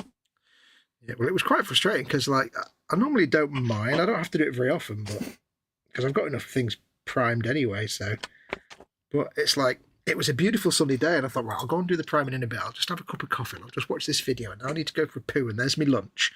And it's like, and then I thought, right, I'll go and do it now. And I walked out the back door, and it went sunshine, sunshine, rain. I'm like, oh, you. And I managed to get them done with no interference from the rain. Did you say fudge sticks and broom handles at the time you didn't you? I said words. Yes, there were words. They grown up words. All of the grown up words. Capital letters. They were big grown up words. All the capital letters. Do. Do. So here's a question for you. I was found not guilty. Okay. Good to know. My work here is done. Your Orc Tiger Wagon. Are you going to just build it as it is, or are you gonna add to it? What do you think you're going to do with it? Pretty much everything that comes with it is getting put on the kit. Mm-hmm. As I said in the video that you obviously didn't watch. No, I did watch it, but I just wondered if since then you've had any thoughts about adding, because I know what happens. You do that, and then 6 weeks later you're like, I could just add this. I may have looked at bits of Raggy and thought how they may or may not be implemented, but again, I don't. It's one of those I'm mindful that I've got an insane blade up there, and I don't want to recreate the insane blade. Yeah, on the Tiger, because it's already been done in my brain. You've already done that, Festa. Yeah, you know, it's a bit like if I built another Bluey car identical. It's like, yeah, you did it once. Yeah, you know, you've got to think. Yeah, you've got to think of different ways of modifying. So I like to try to change it up as best as I can. So I've had a few thoughts, but not many, because I know what will happen. I'll start building it. Yeah. And I want it to be built in the new year for what we're up to in the new year. So that's when that will get put together. I might assemble it on a Frolic. I don't know. I certainly won't do any resin prep on there, because obviously it's respirators and all that goes with it. But certainly once it's in its component parts and been cleaned, then I'll be able to assemble it. So I might assemble it on a Frolic or something like that. But then part of me might just leave it for that show anyway. So we'll see. Mm-hmm. Rife with possibilities. Well, it was a gift from you. So as far as I'm concerned, you know, when it comes to building it, you know, I want it to be respectful of the fact that it was a gift. So, well, the beauty of getting a gift from me is that you know that whether you build it stock from the box or add loads of stuff to it, either way I like anyway. So you've got that complete freedom when it's a gift from me, because I just want to see what you do with it. Yeah, no, that's not what I was saying. I didn't want to give the game away as to when it's going to be built. Oh, right. I've got you. But I failed miserably at that, because we might as well say it if the cat's coming out the bag, because my bad. Yeah, my plan went awry the minute I said something.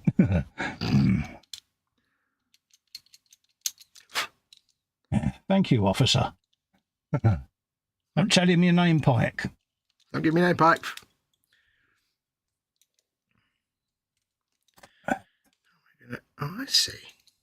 Said the blind man. Oh. I'd forgotten I'd done that. You've discovered a thing, haven't you? I've just got a load of super glue out to glue the big bitey jaw on the front of the truck, and I hadn't realised that I put some plastic card on the glue point, so I could actually glue it rather than CA glue it. Oh, I'm proud of you. At least I seem to have done that. So I shall just use normal glue. Bonus. So proud of you. My logic being that it'll give a stronger grip than CA glue. Of course, I still had to CA glue the plastic card onto the model, so that doesn't really make any difference, really, ultimately. But hold on a minute. Did we just suggest that we apply logic? Yeah, I think my thinking was it was before I had my odorless CA glue that doesn't fog up, and I was trying to avoid fogging. At least that's what I think. I don't know. Poor old PJ's banging his head on his bench with his eye twitching because the bluey car was shown. Yeah, I know, mate. I didn't show mine for that reason, because I was being kind to you, because it's recently been your birthday. I showed a compassionate side there, PJ. I know no such social limits. Where's my normal glue?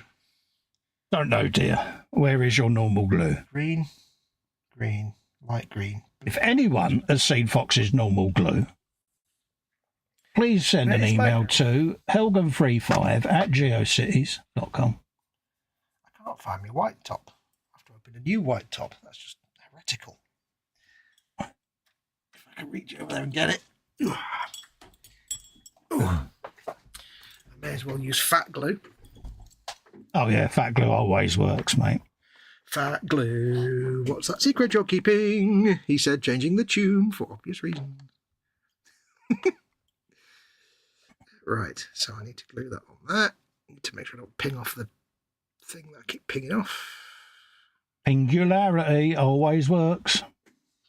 Pingularity. It is the future. Be super duper careful now because I don't want to mess up my paint job. You don't want to do that. Oh, there's that very gentle acetone smell like peaches or what is it, almonds or something, or cyanide or something. I'll smell that for a while. There's another one that went on that interior. I think there was. Have we done that one? Bond. Should we put number 30 in? No, we didn't. There you go. Big fish, little fish, cardboard box.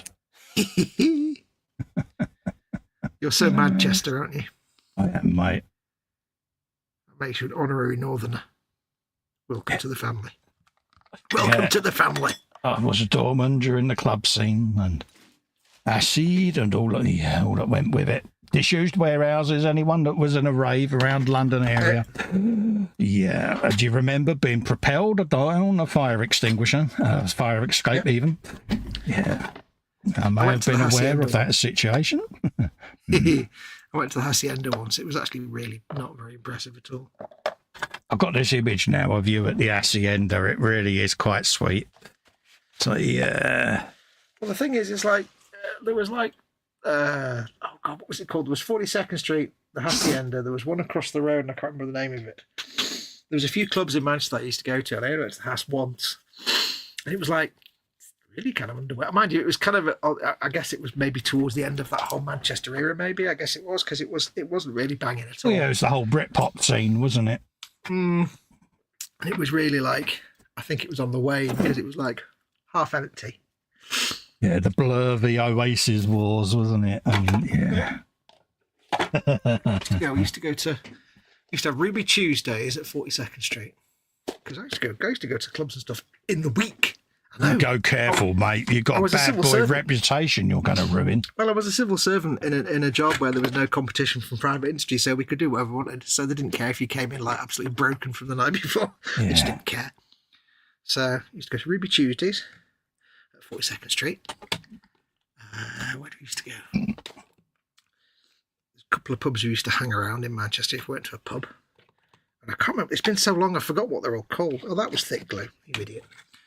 There was one that was just off around the corner from the house. And it was on where all the punks went, and it was great. Because it was just a pub full of punks. And they were all like soft as butter. They were the nicest blokes, nicest people. Oh, yeah. They weren't all men. They were the nicest people. There was never, ever a pub fight. No. Not ever. It's ironic when you used to hear a gang of HA people saying, "Can you behave? Keep it down." But yeah, it's be like, oh, bless. It's like, you know, you see them and they'd all have like broken off snooker cues sewn into their jacket pockets and stuff so they could get them out. It's like, but they never ever get any problems. It's great. Gets back to ordinary folk, doesn't it? Yeah. Felt safer in that pub than anywhere else in Manchester back in them days. What was it called? It was called the something. Oh, what was it called there? It was underneath an archway. Underneath the arch. Why? Called the Fox and Ferret, wasn't it? That's what it's going to be called. If anyone knows Manchester, it was across the little cobble street from A1 Music. Going back to my Manchester days. Went to Johnny Roadhouse's a few times. When you think of some of the dodgy establishments that we frequented back in the day. Oh, yeah. Moody with a capital M. But we didn't know any better because that's what there was. That's all there was. Yeah. That's what it was all about. At the end of the day, mate, that's all there was. I'm more ashamed to admit that I spent any time in like proper like nightclubs where all the like middle-aged frustrated secretaries and the balding blokes went. Yeah. I'm more embarrassed to say I went to some of them than I went to, grungy places. What were they called? 42nd Street. There was another one that I used to go to all the time. It was the same kind of thing. I can't remember what it was called.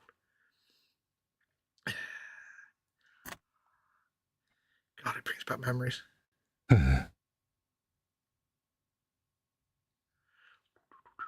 Just got this image of you clubbing it. Well, I say clubbing, but I was in my grunge phase at the time, so it wasn't clubbing like Ibiza type anthems. It was clubbing like, Nirvana and Smashing Pumpkins and all that kind of stuff. Officer, I was in my grunge stage at the top. Also my grunge phase, you know what I mean? So I neither can or cannot recollect the events that the judge is referring to. Yeah.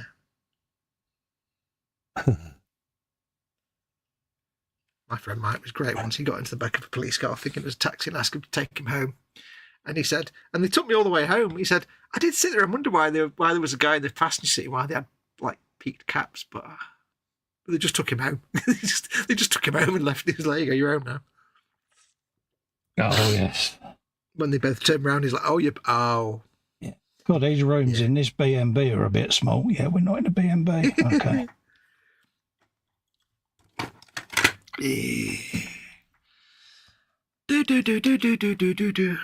Edward says, same way Colin also like change genres to learn more.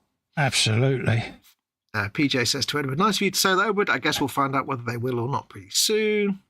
People will enjoy looking at them. Scale modelling Agnes says, I bought all the photo etch available for the 148th Revell B17 to push myself. Didn't know how it was 13 sheets worth. I've been working on it for 3 years as I can only do it in small batches. Bless you. Yeah. And that's it, Agnes. Test your patience, he says, Edward.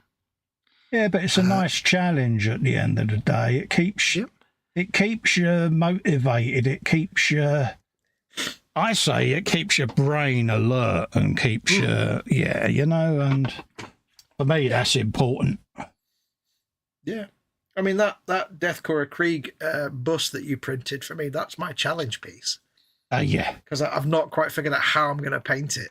And it's like, because it's bigger than normal figures I paint. So well, you tried using your small scale techniques on it, didn't you? And it was like, it's not happening. So So every now and then I'll take a look at it, and I don't want to just.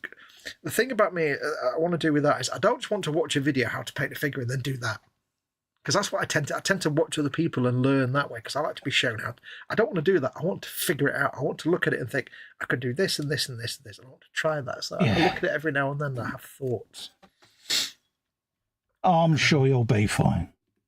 Yeah, I'll figure something out. Agnes says, I used to go to a club in Southend called TOTS, which stood for Talk of the South. Stopped going after I found my mum used to go there in the 1970s. It did used to get some big names appear there. Yeah. We had a club.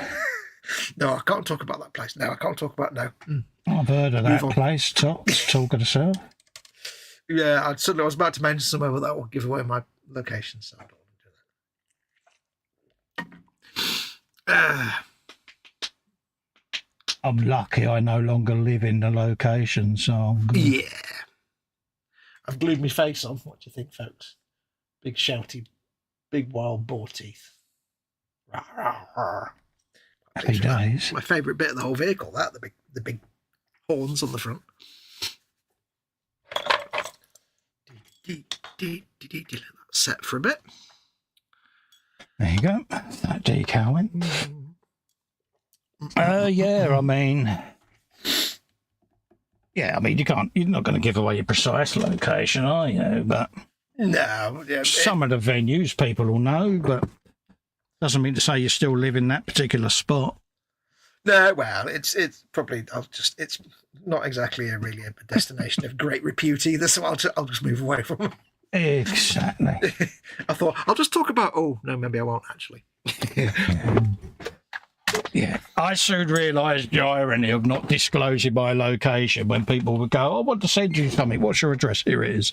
Yeah. And it's like, so I make no secret of the fact where I live now because, yeah. That's the funny thing. It's like, I tried to keep my location kind of private until someone wants to send you something. Yeah. Can I send you this? And you're like, oh, there's a Hobson's choice here and I can't go with it. Yeah, but a lot of the time, it's not as if someone's going to stalk you, is it? I mean, come on. No.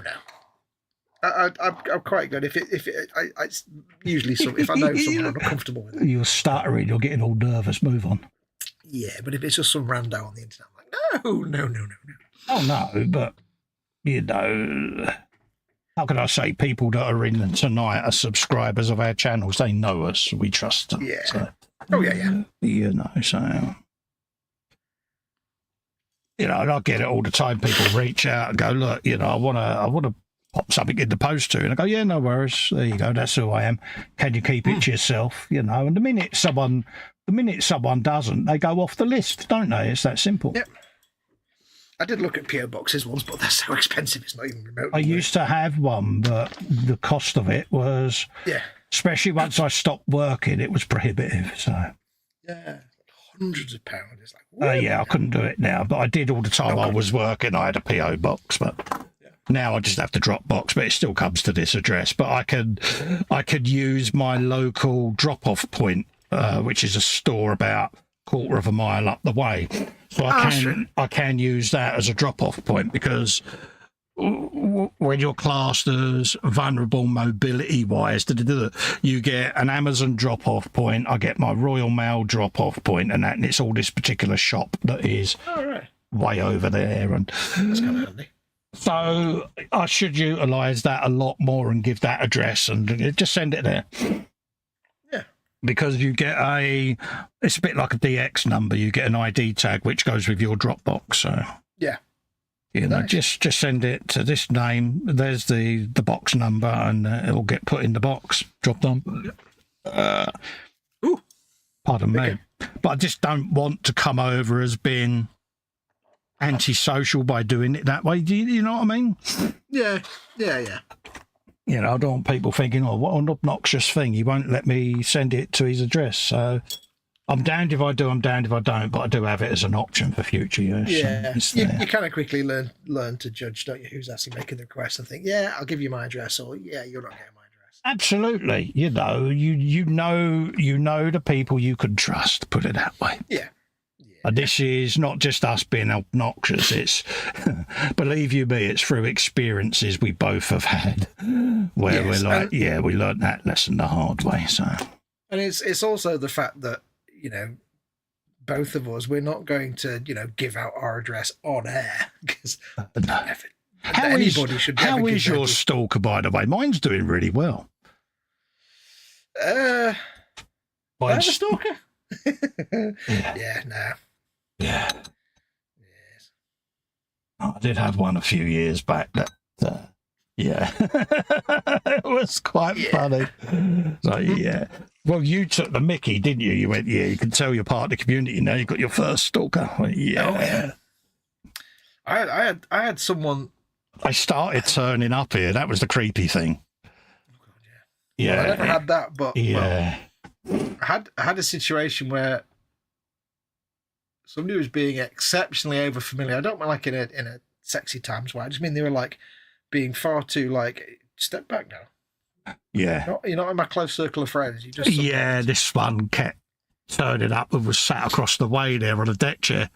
Never forget it. And H was like, they're still sat there. I went, yeah, I know. It's getting a bit scary, isn't it? So in the end, you know, we had to send him a letter. Yeah. Yeah, because it got a little bit, and apparently it wasn't the first time that this had happened with that individual. So, yeah. So, I mean, the one I had, it never got to that, but there was just it got to the point where I came down one day and there was a letter in the porch, and I'm like, oh, somebody's written to me, and there was written to this person. I'm like, oh right, and then I thought, hang on a minute, there's no postmark on this envelope. Yeah, this is hand delivered. Then I was like, right, yeah, that's not good. But it seemed to stop after that. So. Yeah, I mean, it got to the point when they'd stop H as she was walking across the street from her car, you know, and it's like, yeah, this is getting a bit naughty now. I need to nip this in the bud. So, yeah. And it wasn't that they had any form of mental health problem or anything like that. It was just that that's the type of individual they were, and yeah. So yeah, but Natasha says, "Oh my God, I knocked my extra thin all over the place." Oh dear, you know what you need? You know what you need? It goes, you need a Festa. Yeah, you need a Festa approved. Yeah. Yeah. Available from all good Festas. Yeah. Yeah, I went there. Welcome to the club, Natasha. Now you've got a cutting mat with a blank patch on it. Yeah, as you can see, my mat under my checkered mat is an A2 cutting mat, but you'll notice it has 0 markings anywhere on it. Yeah, that's from when I knocked over a full jar of airbrush cleaner, the Mr. Hobby lacquer one. Yeah, oh no. You wouldn't believe how much fluid, half a litre, and how far it could spread on a book. Yeah. H was like, I'll get me sponge, and yeah, you're rubbing the lines off there, love. I've started, so I'll finish. Yeah. And she did a rather splendid job of getting every single line off my cutting mat. But now you can say, my wife loves to clean so much, she cleaned all the lines off me cutting mat. Absolutely. I express my gratitude under bated breath, but yeah. I said, can I use that same substance on your cooker? You do? You die, fat boy. Okay. Yeah. You try it, you die it. Right, that's dry. No, it's... She gets amazed, like I say, when I do a video when someone has sent me something, and it's not often I get blubbery. Yeah. But I must admit, you know, when you get sent stuff, it could be so lifted, especially like recently with Mum. Yeah. You know, you're on a bit of a down there, and you think, oh, what next? What is going to get thrown at me next? And then you get something sent to you, and it just restores your faith, doesn't it, in things? Yeah. And, you know, we've both been sent stuff over the years, and it's humbling. Even if it's just, you know, it doesn't matter what it is, even if it's just something, a little silly thing or whatever, it doesn't matter. It's the fact that somebody's gone to the expense of getting that thing and sending it to you. You can't. That's exactly what I was just about to say, but I made the mistake of pausing for breath again, didn't I? I I thought you were pausing. No, I was mid sentence again, dear, but not to worry. I concede defeat graciously and defer to your guruness. But, yeah. But it's kind of awesome. Yeah. Lost my train of thought now. You totally took my thought process from the conversation there. That's all right. Okay, we've got another lever, which is there. Okay, what went there? What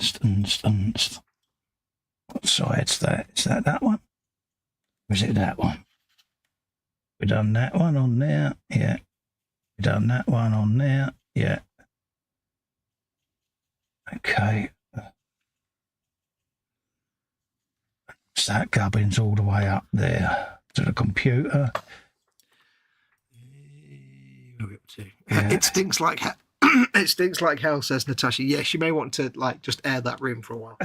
Yeah, absolutely. And Edward says, yes, keep them birds away from it. Yeah, keep the birds away from it if you can open the windows and stuff. I have an old cover on my table, so it didn't ruin anything, says Natasha. Good stuff.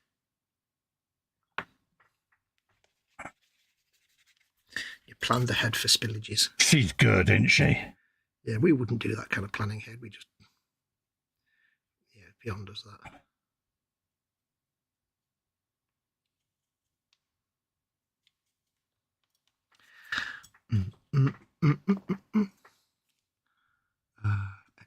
XV88. Do we have any XV? Ooh. Do you have any what? XV88. I do. I've got a big bottle of that. Yeah, I've just used it. That really helped you, didn't it? Yeah. Baylor Brown. There we go. I'm working my way up the browns. I do think XV80 is a really nice colour. It is, isn't it? There's just certain colours in the Citadel range that are just so pleasing. Like XV88 is one. Rhinox. Name. Yeah. I'm not a big fan of Rhinox. I don't like dark colours as much. Light colours. There's that kind of light grey blue. What was it called? The one that you used on that vehicle. Thunderhawk blue. That's Thunderhawk blue. That's a really nice blue grey. That do like that. Avalanche sunset. Oh. Yeah, that works. There's just certain colours that are just like squishy and edible. Cassandra yellow. Oh yeah. Avalanche sunset. Avalanche the sunset. That's the one.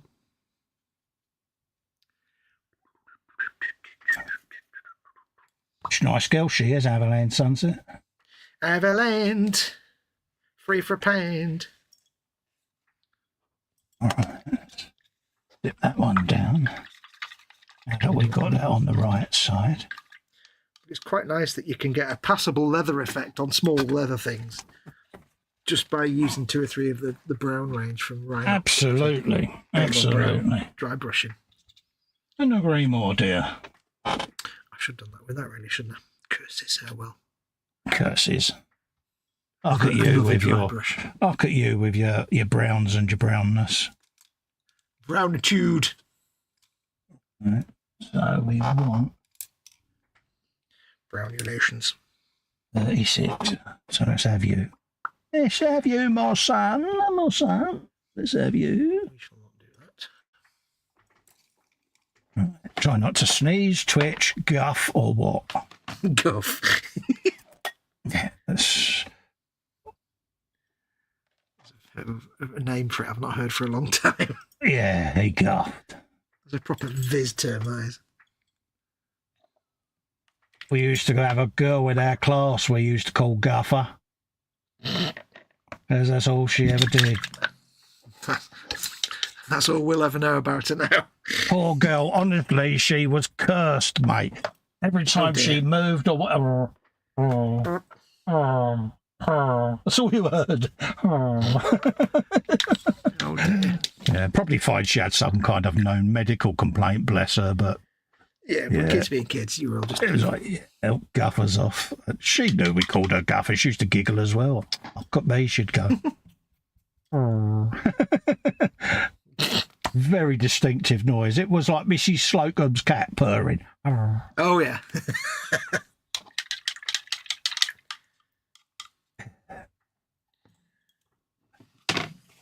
Anyone let one go in the class, the teacher would, there's a time and a place. But it was, they just ignored it. So I often wonder whether there was something, but yeah, it was like, could have been. I can still hear it now. Things you remember, eh? Guffer. Yeah. Soon to be conservative. Yeah. She's the guffer. Yeah, probably find she's in some high-powered exec job now going, you might have called me Guffer, but who's got the last laugh, fat man? Yeah. Yeah. Bless her. It's weird, though, isn't it? Some of the things you remember from school. Silly things as well, isn't it? But... Oh, yeah. I mean, everything was silly at school. We're all idiots. Oh, yeah. There's no two ways around it. A lot of times you think back at stuff you did at school and just like, you almost face-palm yourself and think, God, did I really? Oh, dear me. Did I really? Was I really that kid? Oh, yeah. And you generally come out thinking, yeah, I was that kid. Still remember my poor mum. Yeah. Don't play well with others. Okay, mum. Not helping enough. Not wrong, though. She weren't wrong, was she? Bless her. No.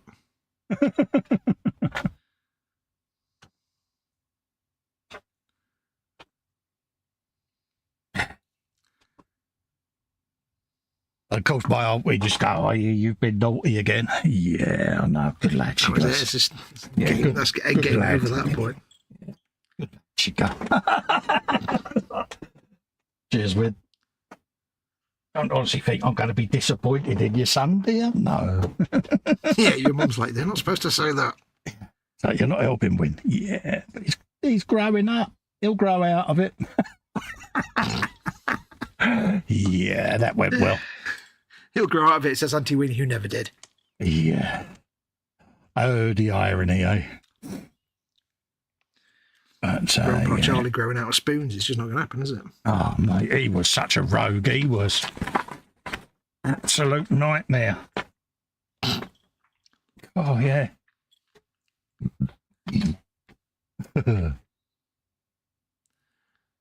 Could do anything but get away with it because he just whip his spoons out and say, yeah, about my cheeky chappy. Yeah, he had A-level guilt, mate.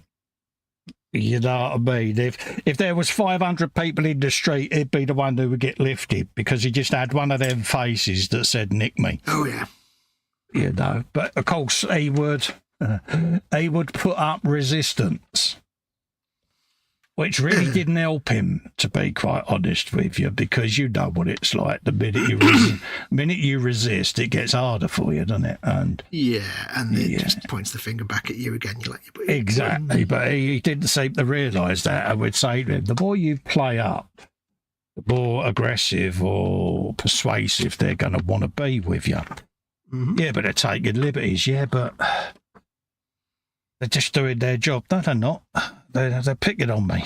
No, they're not going out to pick on you. You just match the description. And they're doing their job. I ain't having it. It's taking it all right then. Carry on the way you are. We'll pick you up on Monday. Yeah. It's like, Charlie, are you innocent?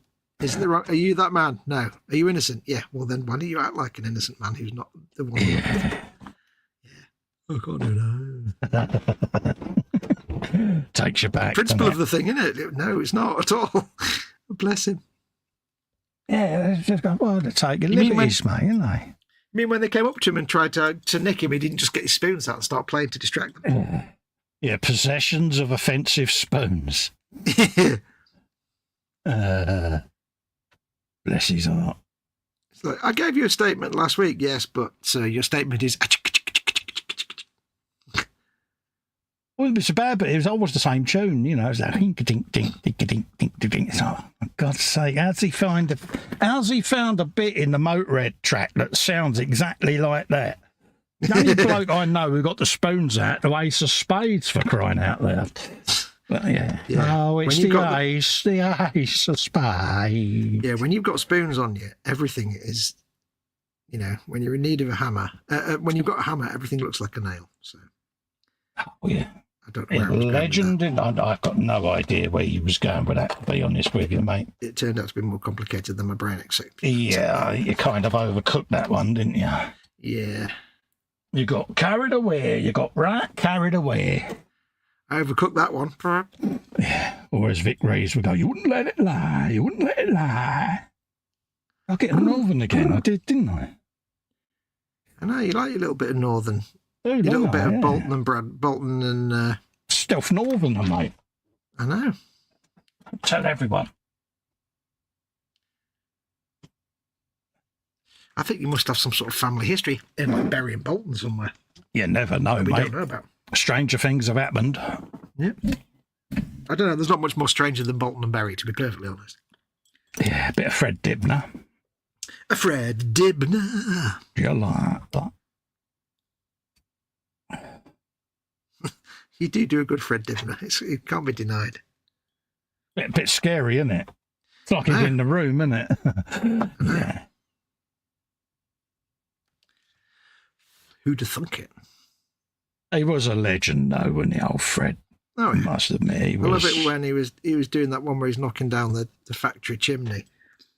And at one point, he's like, I've got my lad with me. He stays down at the bottom and he keeps an eye on things. And his lad's like some guy called Alf. He's like about 80. Yeah. And he says, yeah, he's getting on a bit, but he's reliable. That's all.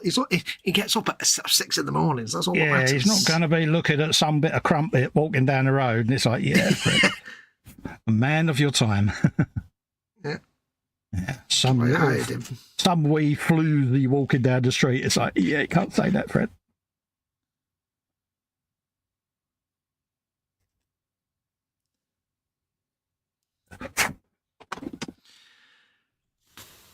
Yeah.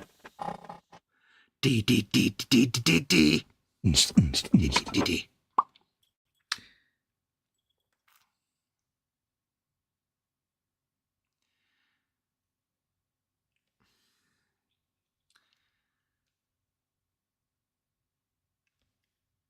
So what's your plans then next week? Are you coming back to streaming now that I'm back and doing your own thing again? Because, yeah, my morph's back up to normal speed now, so... And we're all back up to speed and stuff, so yeah. Yeah, just when you thought it was safe, viewers, to come out again, we came back and ruined your weekend, didn't we? For you, Tommy, the war is over. Except it's not, because we're coming back. Ha ha ha ha! Yeah, be afraid. The world as you know it, yeah. Let's... we need alerts. Find our lure superness, and let's drop that geezer in there. She's only going to go one of two ways. I'll keep quiet and not distract you. No, this is all right. It's just I'm going to warn everyone, super glue may be in Festa's hands. Oh, that's why I'm showing up. Now, as you all know, those of a nervous disposition, me and super glue have a hate-hate relationship. The lid is back on the bottle. National nightmare is over. Well, we've got to apply said figure yet to the model, but here goes. We can do this. Breathe, Colin, breathe. You put the lotion in the basket.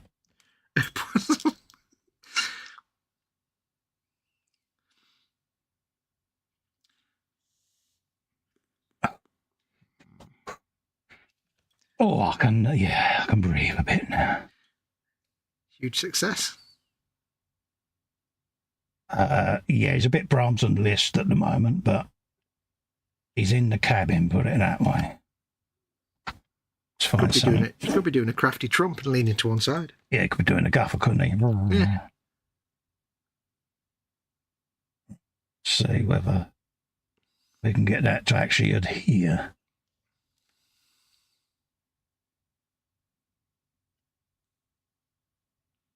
Yeah, it's a bit wibbly wobbly still, isn't he?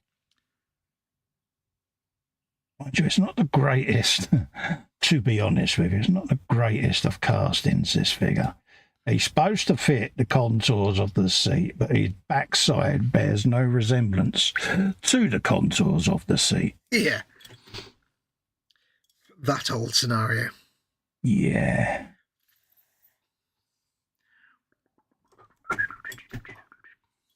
What was that? That was... Dun, dun, dun, dun, dun, dun, dun, dun, dun, dun, dun, dun.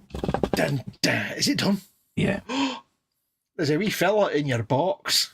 Yeah. Oh, excuse me. I've amazed myself there. Look, look, folks, look. I've not got anything stuck to me. Nice. This is a temporary measure, of course. Festa without adhesion is just a whole new paradigm. Scary, isn't it?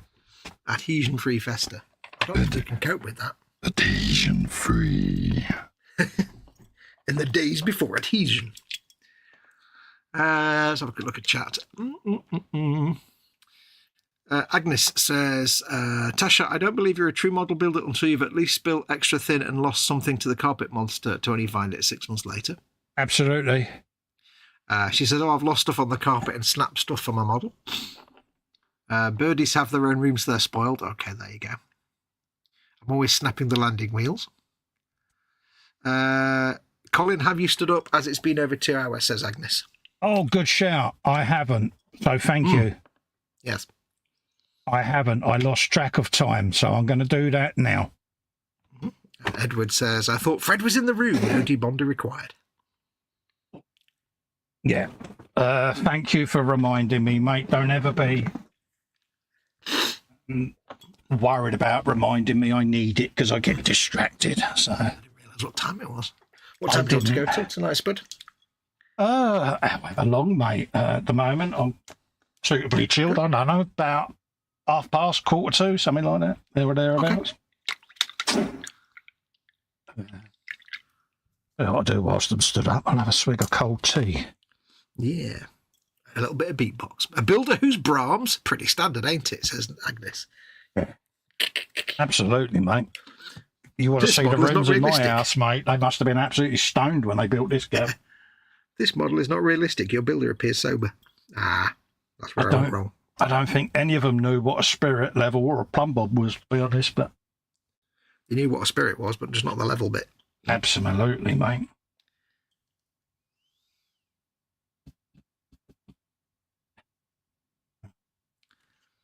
A bit of windows going on. Oh, your windows, get your bloody windows over here.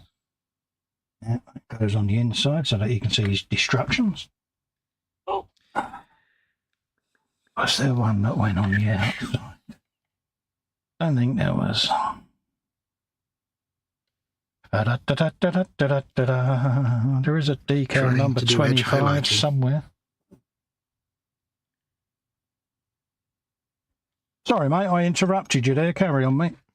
As I was just saying, I'm actually trying to do edge highlighting, and it's very scary.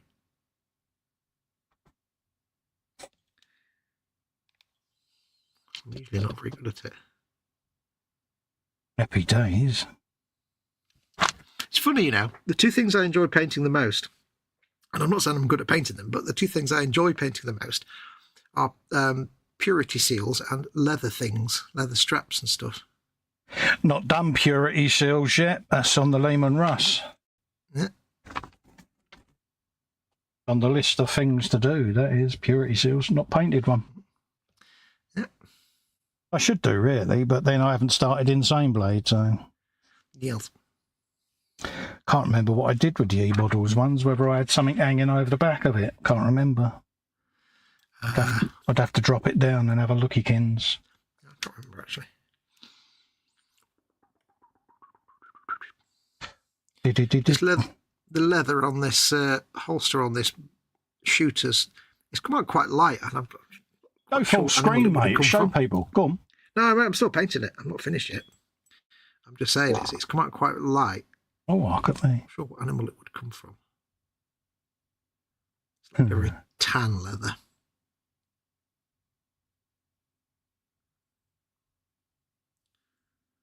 I like the fact with leather you can kind of do lots of brush marks, and it just gives it a kind of scored or scuffed stretched leather effect. At least in my mind, anyway. Absolutely. And in your mind, as long as that works, that's what works, mate. If something's in my mind, then you should pity that thing. If it's in your mind, I think the world should be afraid, very afraid. Yeah, it's one place you don't want to be is in my mind. Oh, dear Lord. All right. That's 39 and 40. That's 21. Done that. I need to go back in and put some dark edges around that strap, so it's not just floating. You're a strap. You're made of straps. Thank you. Oh, right. Yeah, it looks like there was 2 of them then. That's handy. So I wanted that one. Use 24, but 25 was there if you wanted to use the other one. Okay, well, we'll find somewhere else to put that, I think, because there's loads of decent warning stickers on it. I do think it is rather a nice one to not use. Do we put it on the outside No, of the I don't glass? understand. Yeah, carry on. How I've been doing this for long enough now that my eyesight's actually got better at looking at tiny things when I'm painting them. I don't understand that, because like 2 or 3 years ago, I'd be like, I can't see it. Now I'm like, yeah, I can paint that from there. I don't understand that. Yeah, so it's basically a mirror image of that. So it's already got that on there. It makes sense. Right, I need to put So we don't need that. So that's agreeable as well with them ones. Cool. So I've painted the holster and the leather on the grip. So now we'll just get some darkness back into it. Somehow. I think perhaps. Let's have a look at the window. That's what we want. So let's have a look at those. Got all the decaling done now. What are those? 39. Find 39. See where that goes then. Going to be brave and use a contrast paint. Oh, there you go. Proud of you, soldier. 39's agreeable. We've already used that. We've already used that. Right. Okay. So we're happy with those. Where's my decal bag? Oh, no, it's over there. In one. Yeah, in one. Here's what you could have won. That's not a bit dark enough, is it? Great, smashing, super. Okay, so I'm not going to use a contrast paint. Okay. Yeah, don't use contrast paint then, mate. Yeah. I was going to, but... Didn't enjoy that one, though. Well, I was going to use it, but then I realised it was completely not the colour I thought it was. Like, Gulliman Flesh looks like that in the bottle. But when you get it yeah, when you put it on something, it's completely different, yeah. It's just skin tone. It's like, yeah, that's not what I wanted. Yes. The only thing with the contrasts is they don't really resemble what the bottle colour is. Yeah. I learned that the hard way. Let's make some Agrax Earthshade and some Null Oil. Oh, there you go. It's heretical, I know, but... Be fan on. There you go. It's getting a bit warm. Agnes says, I've made a big mistake. I won't be going. It's got to be up at 7. Just realised Iron Brew has caffeine in it and I've drunk nearly a 2-litre bottle. Oh, no. A few hours on Far Cry 6, methinks. Yeah, that'll solve it, mate. That is the correct answer, mate. I should start playing Far Cry 6 again. I don't think I've got Far Cry 6, have I? I don't know. I don't know. It's not the best Far Cry, but it is enjoyable in its own way. If you just settle into it, it's actually quite enjoyable. Must get back to exploring the Far Cry games, but kind of got engrossed with Gary and running around the wilderness at the moment, and I'm happy. I'm currently in Finland at the moment. Ooh. Doing the rounds up there, watching the Northern Lights and unlocking the map in Finland at the moment. So Gary's happy. For those that are wondering, Gary's happy. He's quite content. Still giving me the stink eye at every opportunity. This is the way. It is the order of things. Gary's Gary. That's the beauty. That's like, if tying back into what we were saying before about you giving yourself challenges, that's the beauty of this for you, is that, you know, you can have a game where you just like, you know what, I just want to sit and chill for a couple of hours and just pootle about. ASMR, but then you've also got that thing of, I'm going to challenge myself and I'm going to play this other game. And you can mix and match like that. Oh, yeah. See, I'm still lucky I don't have a favourite genre. Yep. I just play anything. Don't bother me what it is. I mean, if you're really lucky, that'll stay that way. Because that would be amazing. To be able to do that. To be able to say, I like all games. Yeah, don't bother me what it is. But I'm not massively into shoot-em-ups at the moment because the speed of my hands on a controller aren't the fastest. So I need to improve that somewhat before I can get really into them sort of games. But yeah, you'll get there. But I know that. Yeah, you know. And the beauty is, because you haven't got a favourite, or you don't have a particular, you know, favourite genre. If it turns out you're no good at shooters, it doesn't matter, because you'll be happy with all the other genres. It's great. Oh, that's it. I won't know yet because I haven't played them long enough to find out. But I'm happy. I'm doing it my way. Job done, isn't it? Yeah. It's the best way to do it. It's the only way to do it. I'm still so incredibly jealous of you. Why? Like I've said before about you having this like eyes wide open thing now where you can just go in completely blind and everything's brilliant. I can't do that anymore. It's not a possibility for me. That works a treat, mate. Yep. Because, like I say, I don't have to worry about anything like that. I can just go in, play what I want, when I want, how I want, and yeah.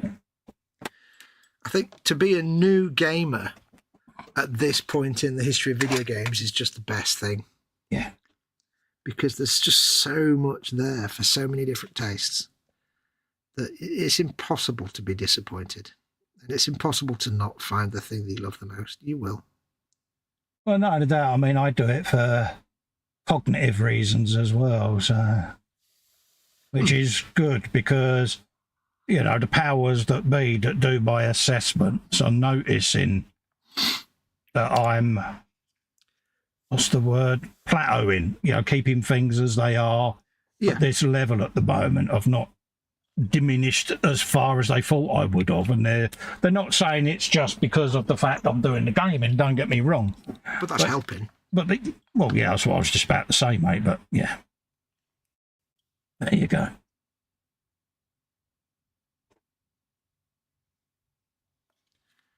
Use it or lose it, isn't it? Absolutely. So.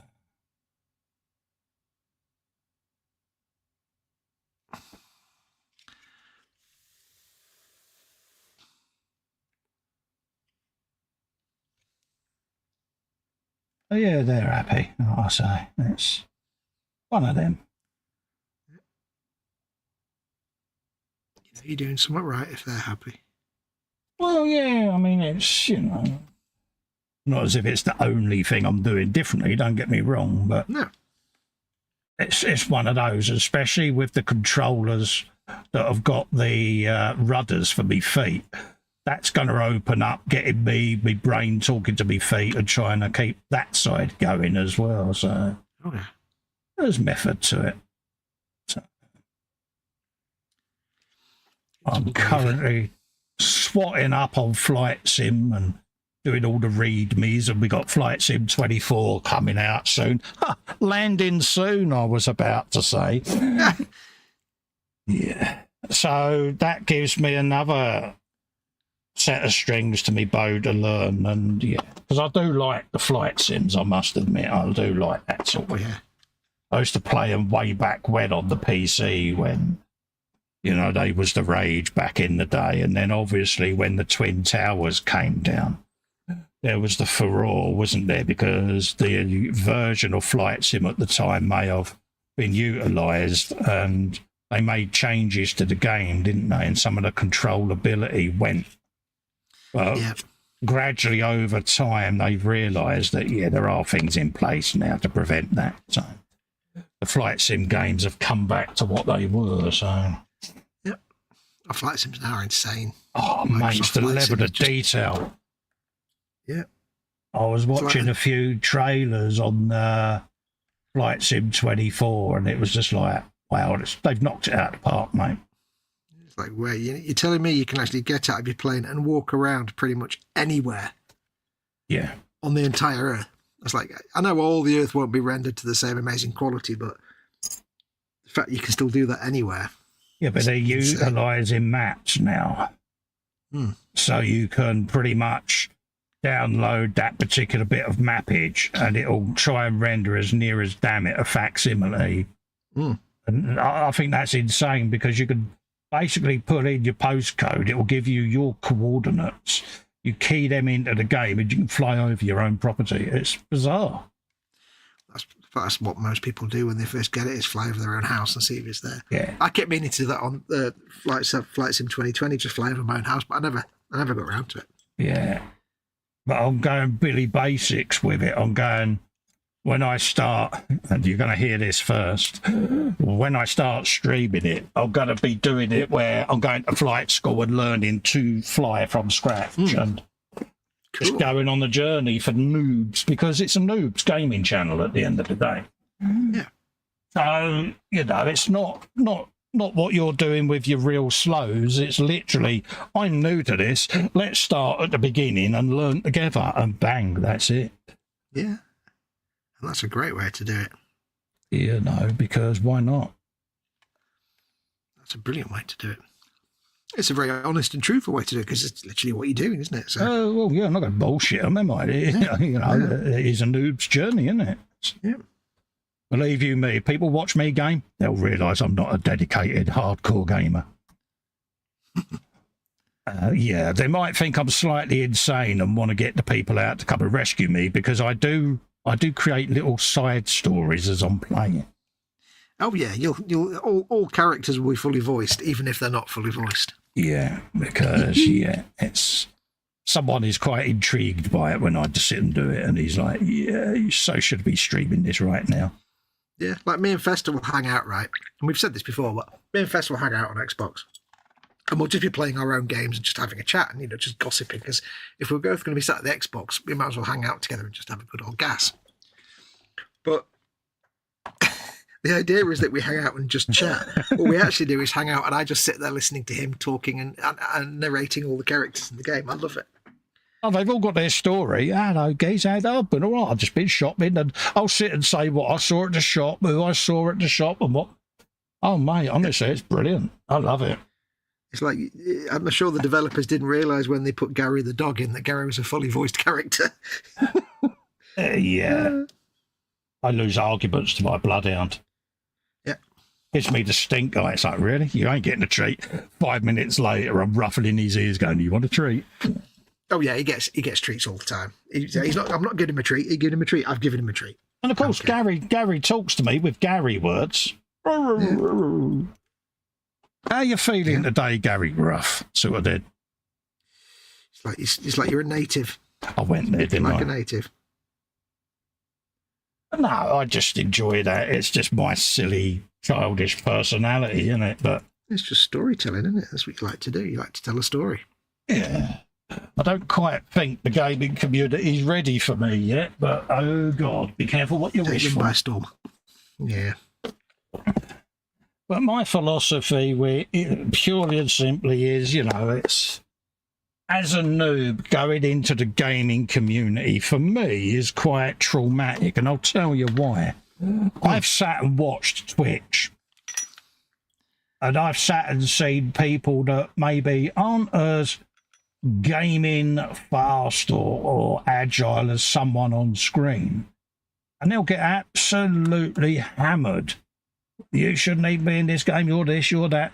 And I'm like, hold up a minute, you had to learn how to play this, so wind your neck in and give them a chance. Yep.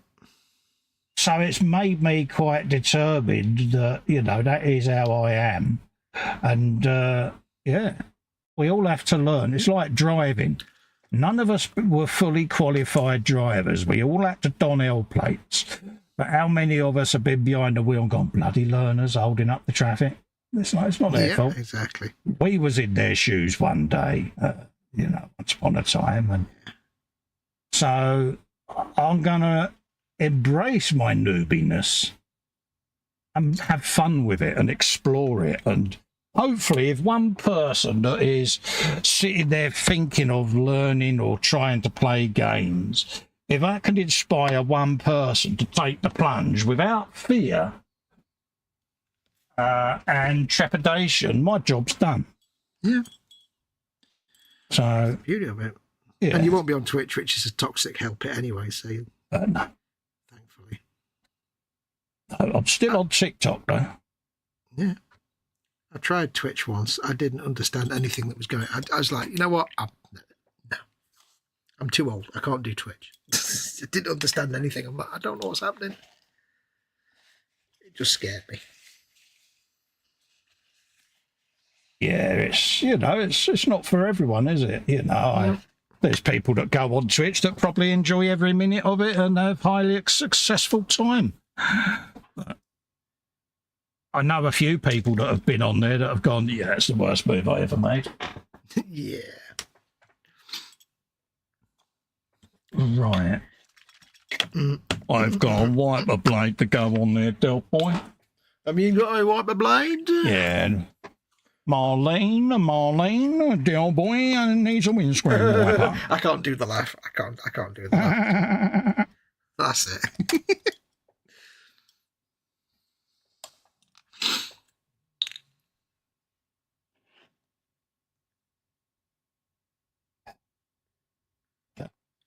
Have yourself a wiper blade, my son.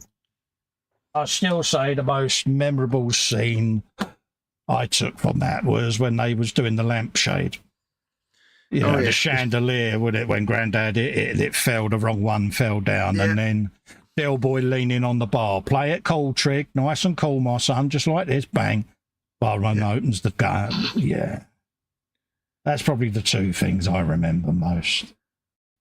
That's the two bits that most people only actually remember, that and Trigger's broom. Yeah, I've had the same broom handle, yeah. Yeah. He was great character, he was Trigger. They really, really couldn't have got that any better. I don't think there's anyone from that neck of the woods or from around the country, because every region probably has a Trigger in it. Yeah. We all probably know someone that's a bit triggery, don't we? We all know a Trigger, don't we, really? Yeah. So it's not a uniquely London thing by any chance, but...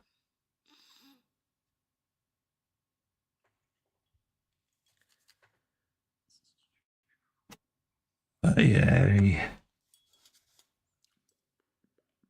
he was one of them characters. No longer with us, is he, Roger Lloyd Pack? He died a few years back, didn't he? But yeah, he did, sadly. Although, the funny thing is, when he was in Doctor Who as the cyber controller, I just couldn't take it. It sounds silly to say for a Cyberman, a Doctor Who character. I couldn't take him seriously. I struggled because it's Trigger, isn't it?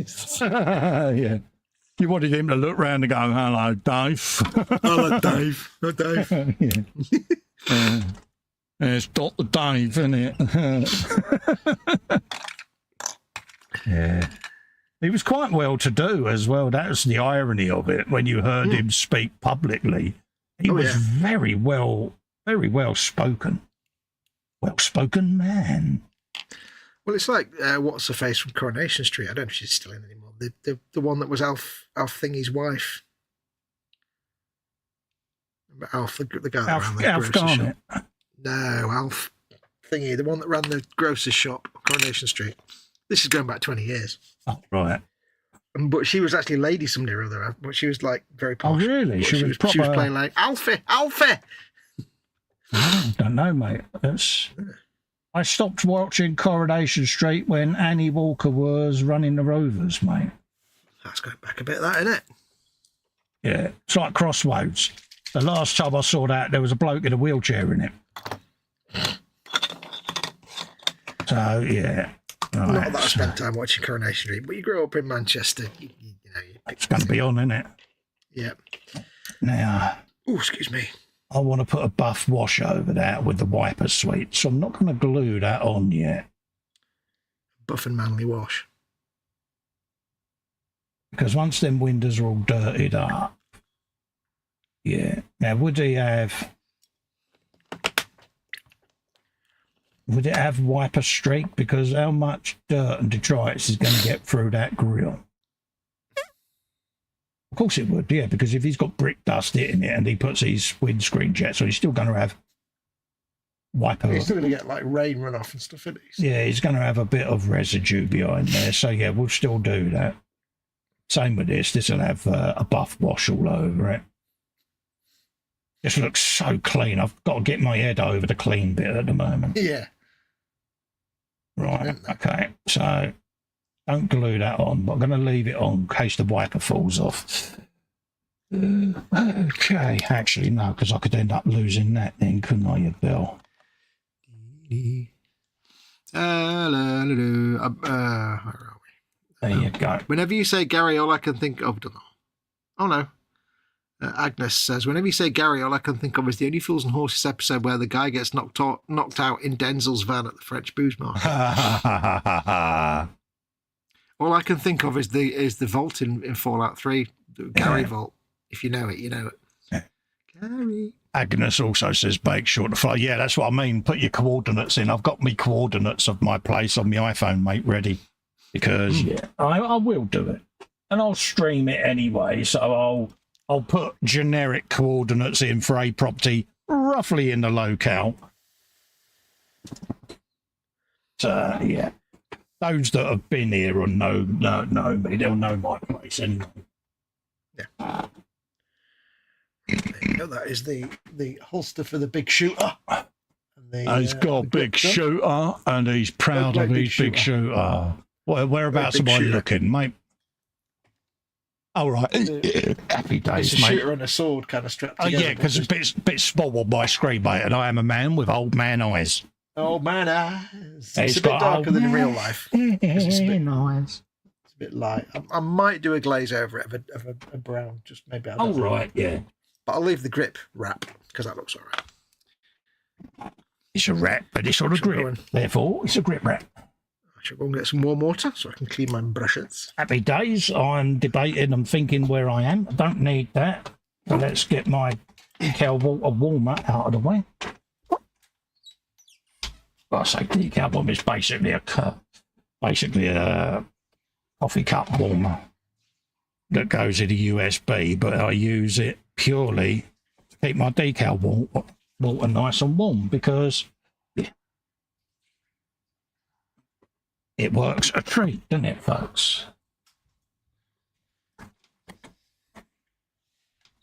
So we've done that.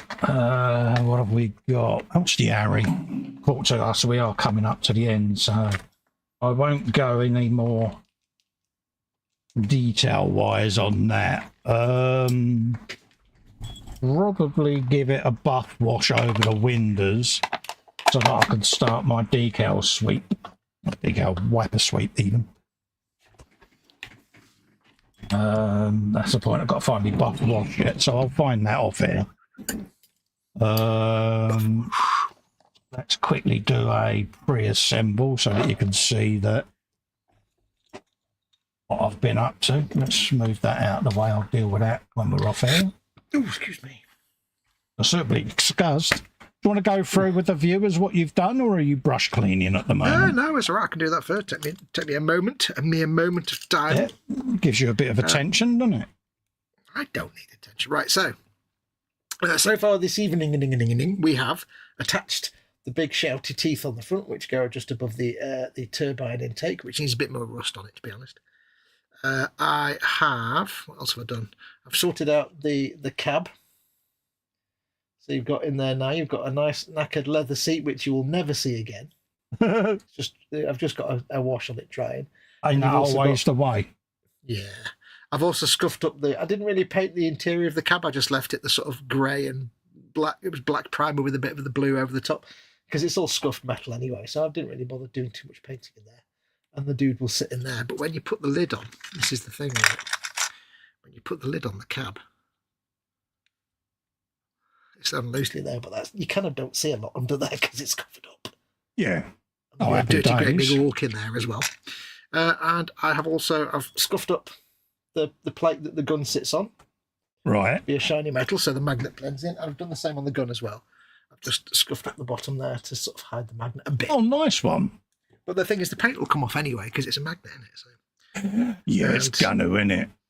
Yeah, and then I've just, as you saw earlier on, I've sorted out that gun. I've done the That's looking nice, mate. Yeah, and then Happy days. That's it. That's what I've done tonight. Tonight, Matthew, I will be.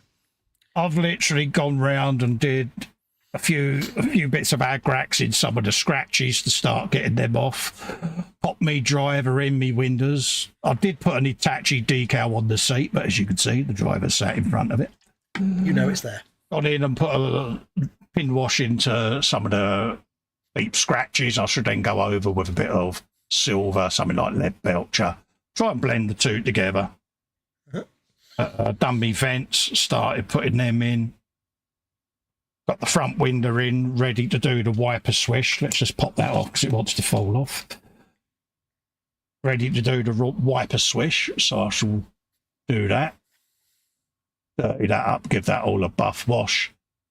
And that's pretty much all I've done. Not a massive amount. Little bit of detail painting and decaling inside the cab on windows, controls, little LCD monitor in the front. Still debating whether to put this door on or not. You've got a door that goes on over all of this lot. But I kind of think, you know something? Leave it exposed. I like it exposed. Yeah. So I might either put the door in the up position or just have it rested in the little cubbyhole like that, where the driver couldn't be bothered to put the cover back on. So that's all I've done so far. I've done the hydraulic unions and things like that. Now this is ready to start having chipping on both these arms. So I need to have them both on the desk at the same time. So as I chip one, I can mirror the same. But there might be a new component on there, like a new RAM that's going to stay clean. So yeah, they've just put it on. Perhaps it's just been fixed. Yeah. So that's pretty much where I'm at with it now. It's just fettling with it now. I'm doing different bits of weathering and yeah, getting it all ready to come together. And then I can start planning my base. Nice. Looking awesome, dude. Edward says, still didn't drill out the big shooter cannon, Fox. I'm disappointed in you. He hasn't not drilled out a gun, has he? No, I can't get into it to drill it out. So I'm gonna very carefully paint a little black dot on there, which is an old school technique. I couldn't get at it to drill it out, so it's gonna have a little dot instead. I believe it, Edward. And one of the most vocal people of drilling things out. I went to the trouble of drilling my exhaust out. That's how anal I got. The problem is, I thought the whole thing was in the holster until after I glued it on, I realised it was the little tip of the barrel was sticking out. I'm like, oh, bugger, I haven't. Oh, it was, I thought it was all in the tip of the barrel. Tip of the barrel. No, I thought it was all in the holster, you see. I realised too late, so never mind. The holsters. Yeah. I'm not going to stop. Gentlemen, prepare your holsters. Yeah, I like the fact on your digger that I know you've not done any full-on weathering yet, but it's got sort of weathering effects on it already. Yes, and it's already starting to look like it's got a story. Even just with the little it's got on there now, it's already starting to look like it's got character. It goes my mantra. I don't want to go too bad and get carried away, but yeah. And this is where doing a little bit of chipping to start with, and then I will pause until I've got it on the actual scene and the scene has started to be weathered, and then I can blend the two together. Because if I have this full on with rain streaks and everything like that, and the diorama's got bone dry brick dust, it's not going to look the same, is it? So yeah. No. There's nothing worse than having a model that's nicely, beautifully weathered, but the weathering doesn't match the actual setting it's stuck on. Absolutely. I've seen it done so many times where someone's done a tank with wet mud in a desert. Yeah. So hold up a minute. Where's it picked the mud up from then? Yep. So, yeah. So I'll go so far with a bit of chipping, which is age-related, and then it'll be a case of, right, we can then do everything together, all the dust detritus and everything. So, and the footprint of the vignette is pretty much not going to be that much more than the vehicle itself. Yep. So I want to pose the arms in a way where it's got a beam or something gets picked up that it's trying to cut. And then that'll be representative then. So it'll be up in the air somewhat like that with the arms. And yeah, so it's just getting this posed where I can get both the arms gripping the same item.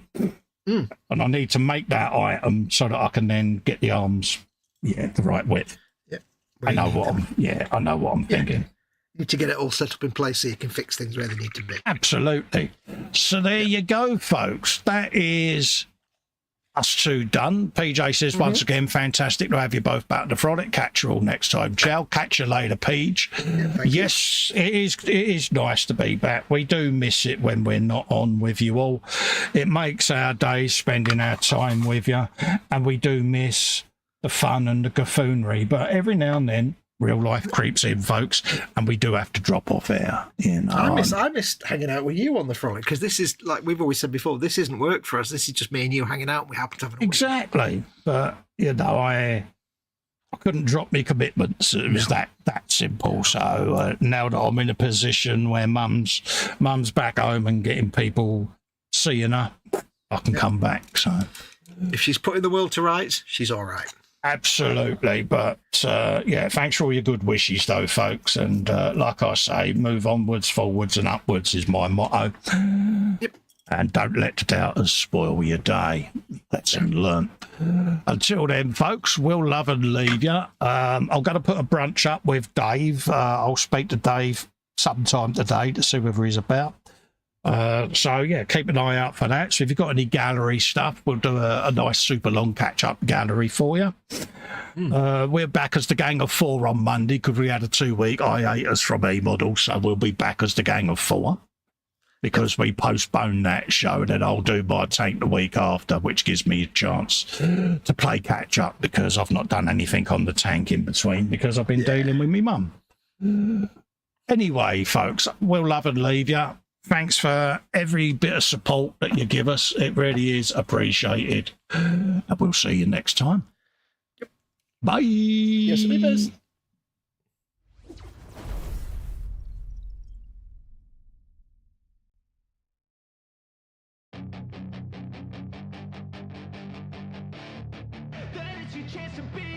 Hey kid, don't ever let them get inside your head. They'll tell you what to do in life instead of everything you know that you could get. Don't let them guide your life towards regret. I'll fight for what I love with every breath. My past is filled with things I won't forget. I use them all to push me to my best. So treat the worst of times just like a test. If only I could go back in time, I'd tell myself that everything will end up alright. Just push yourself, test yourself, figure out what you like, and find your limits, don't be rigid, always work towards a prime. Surround yourself with open minds, people can change your life. A few friends with intent can help you feel alive. Find a passion, take some action, and with a little time, just be patient, make a statement, try to enjoy your life. They'll try to kick you while you're down,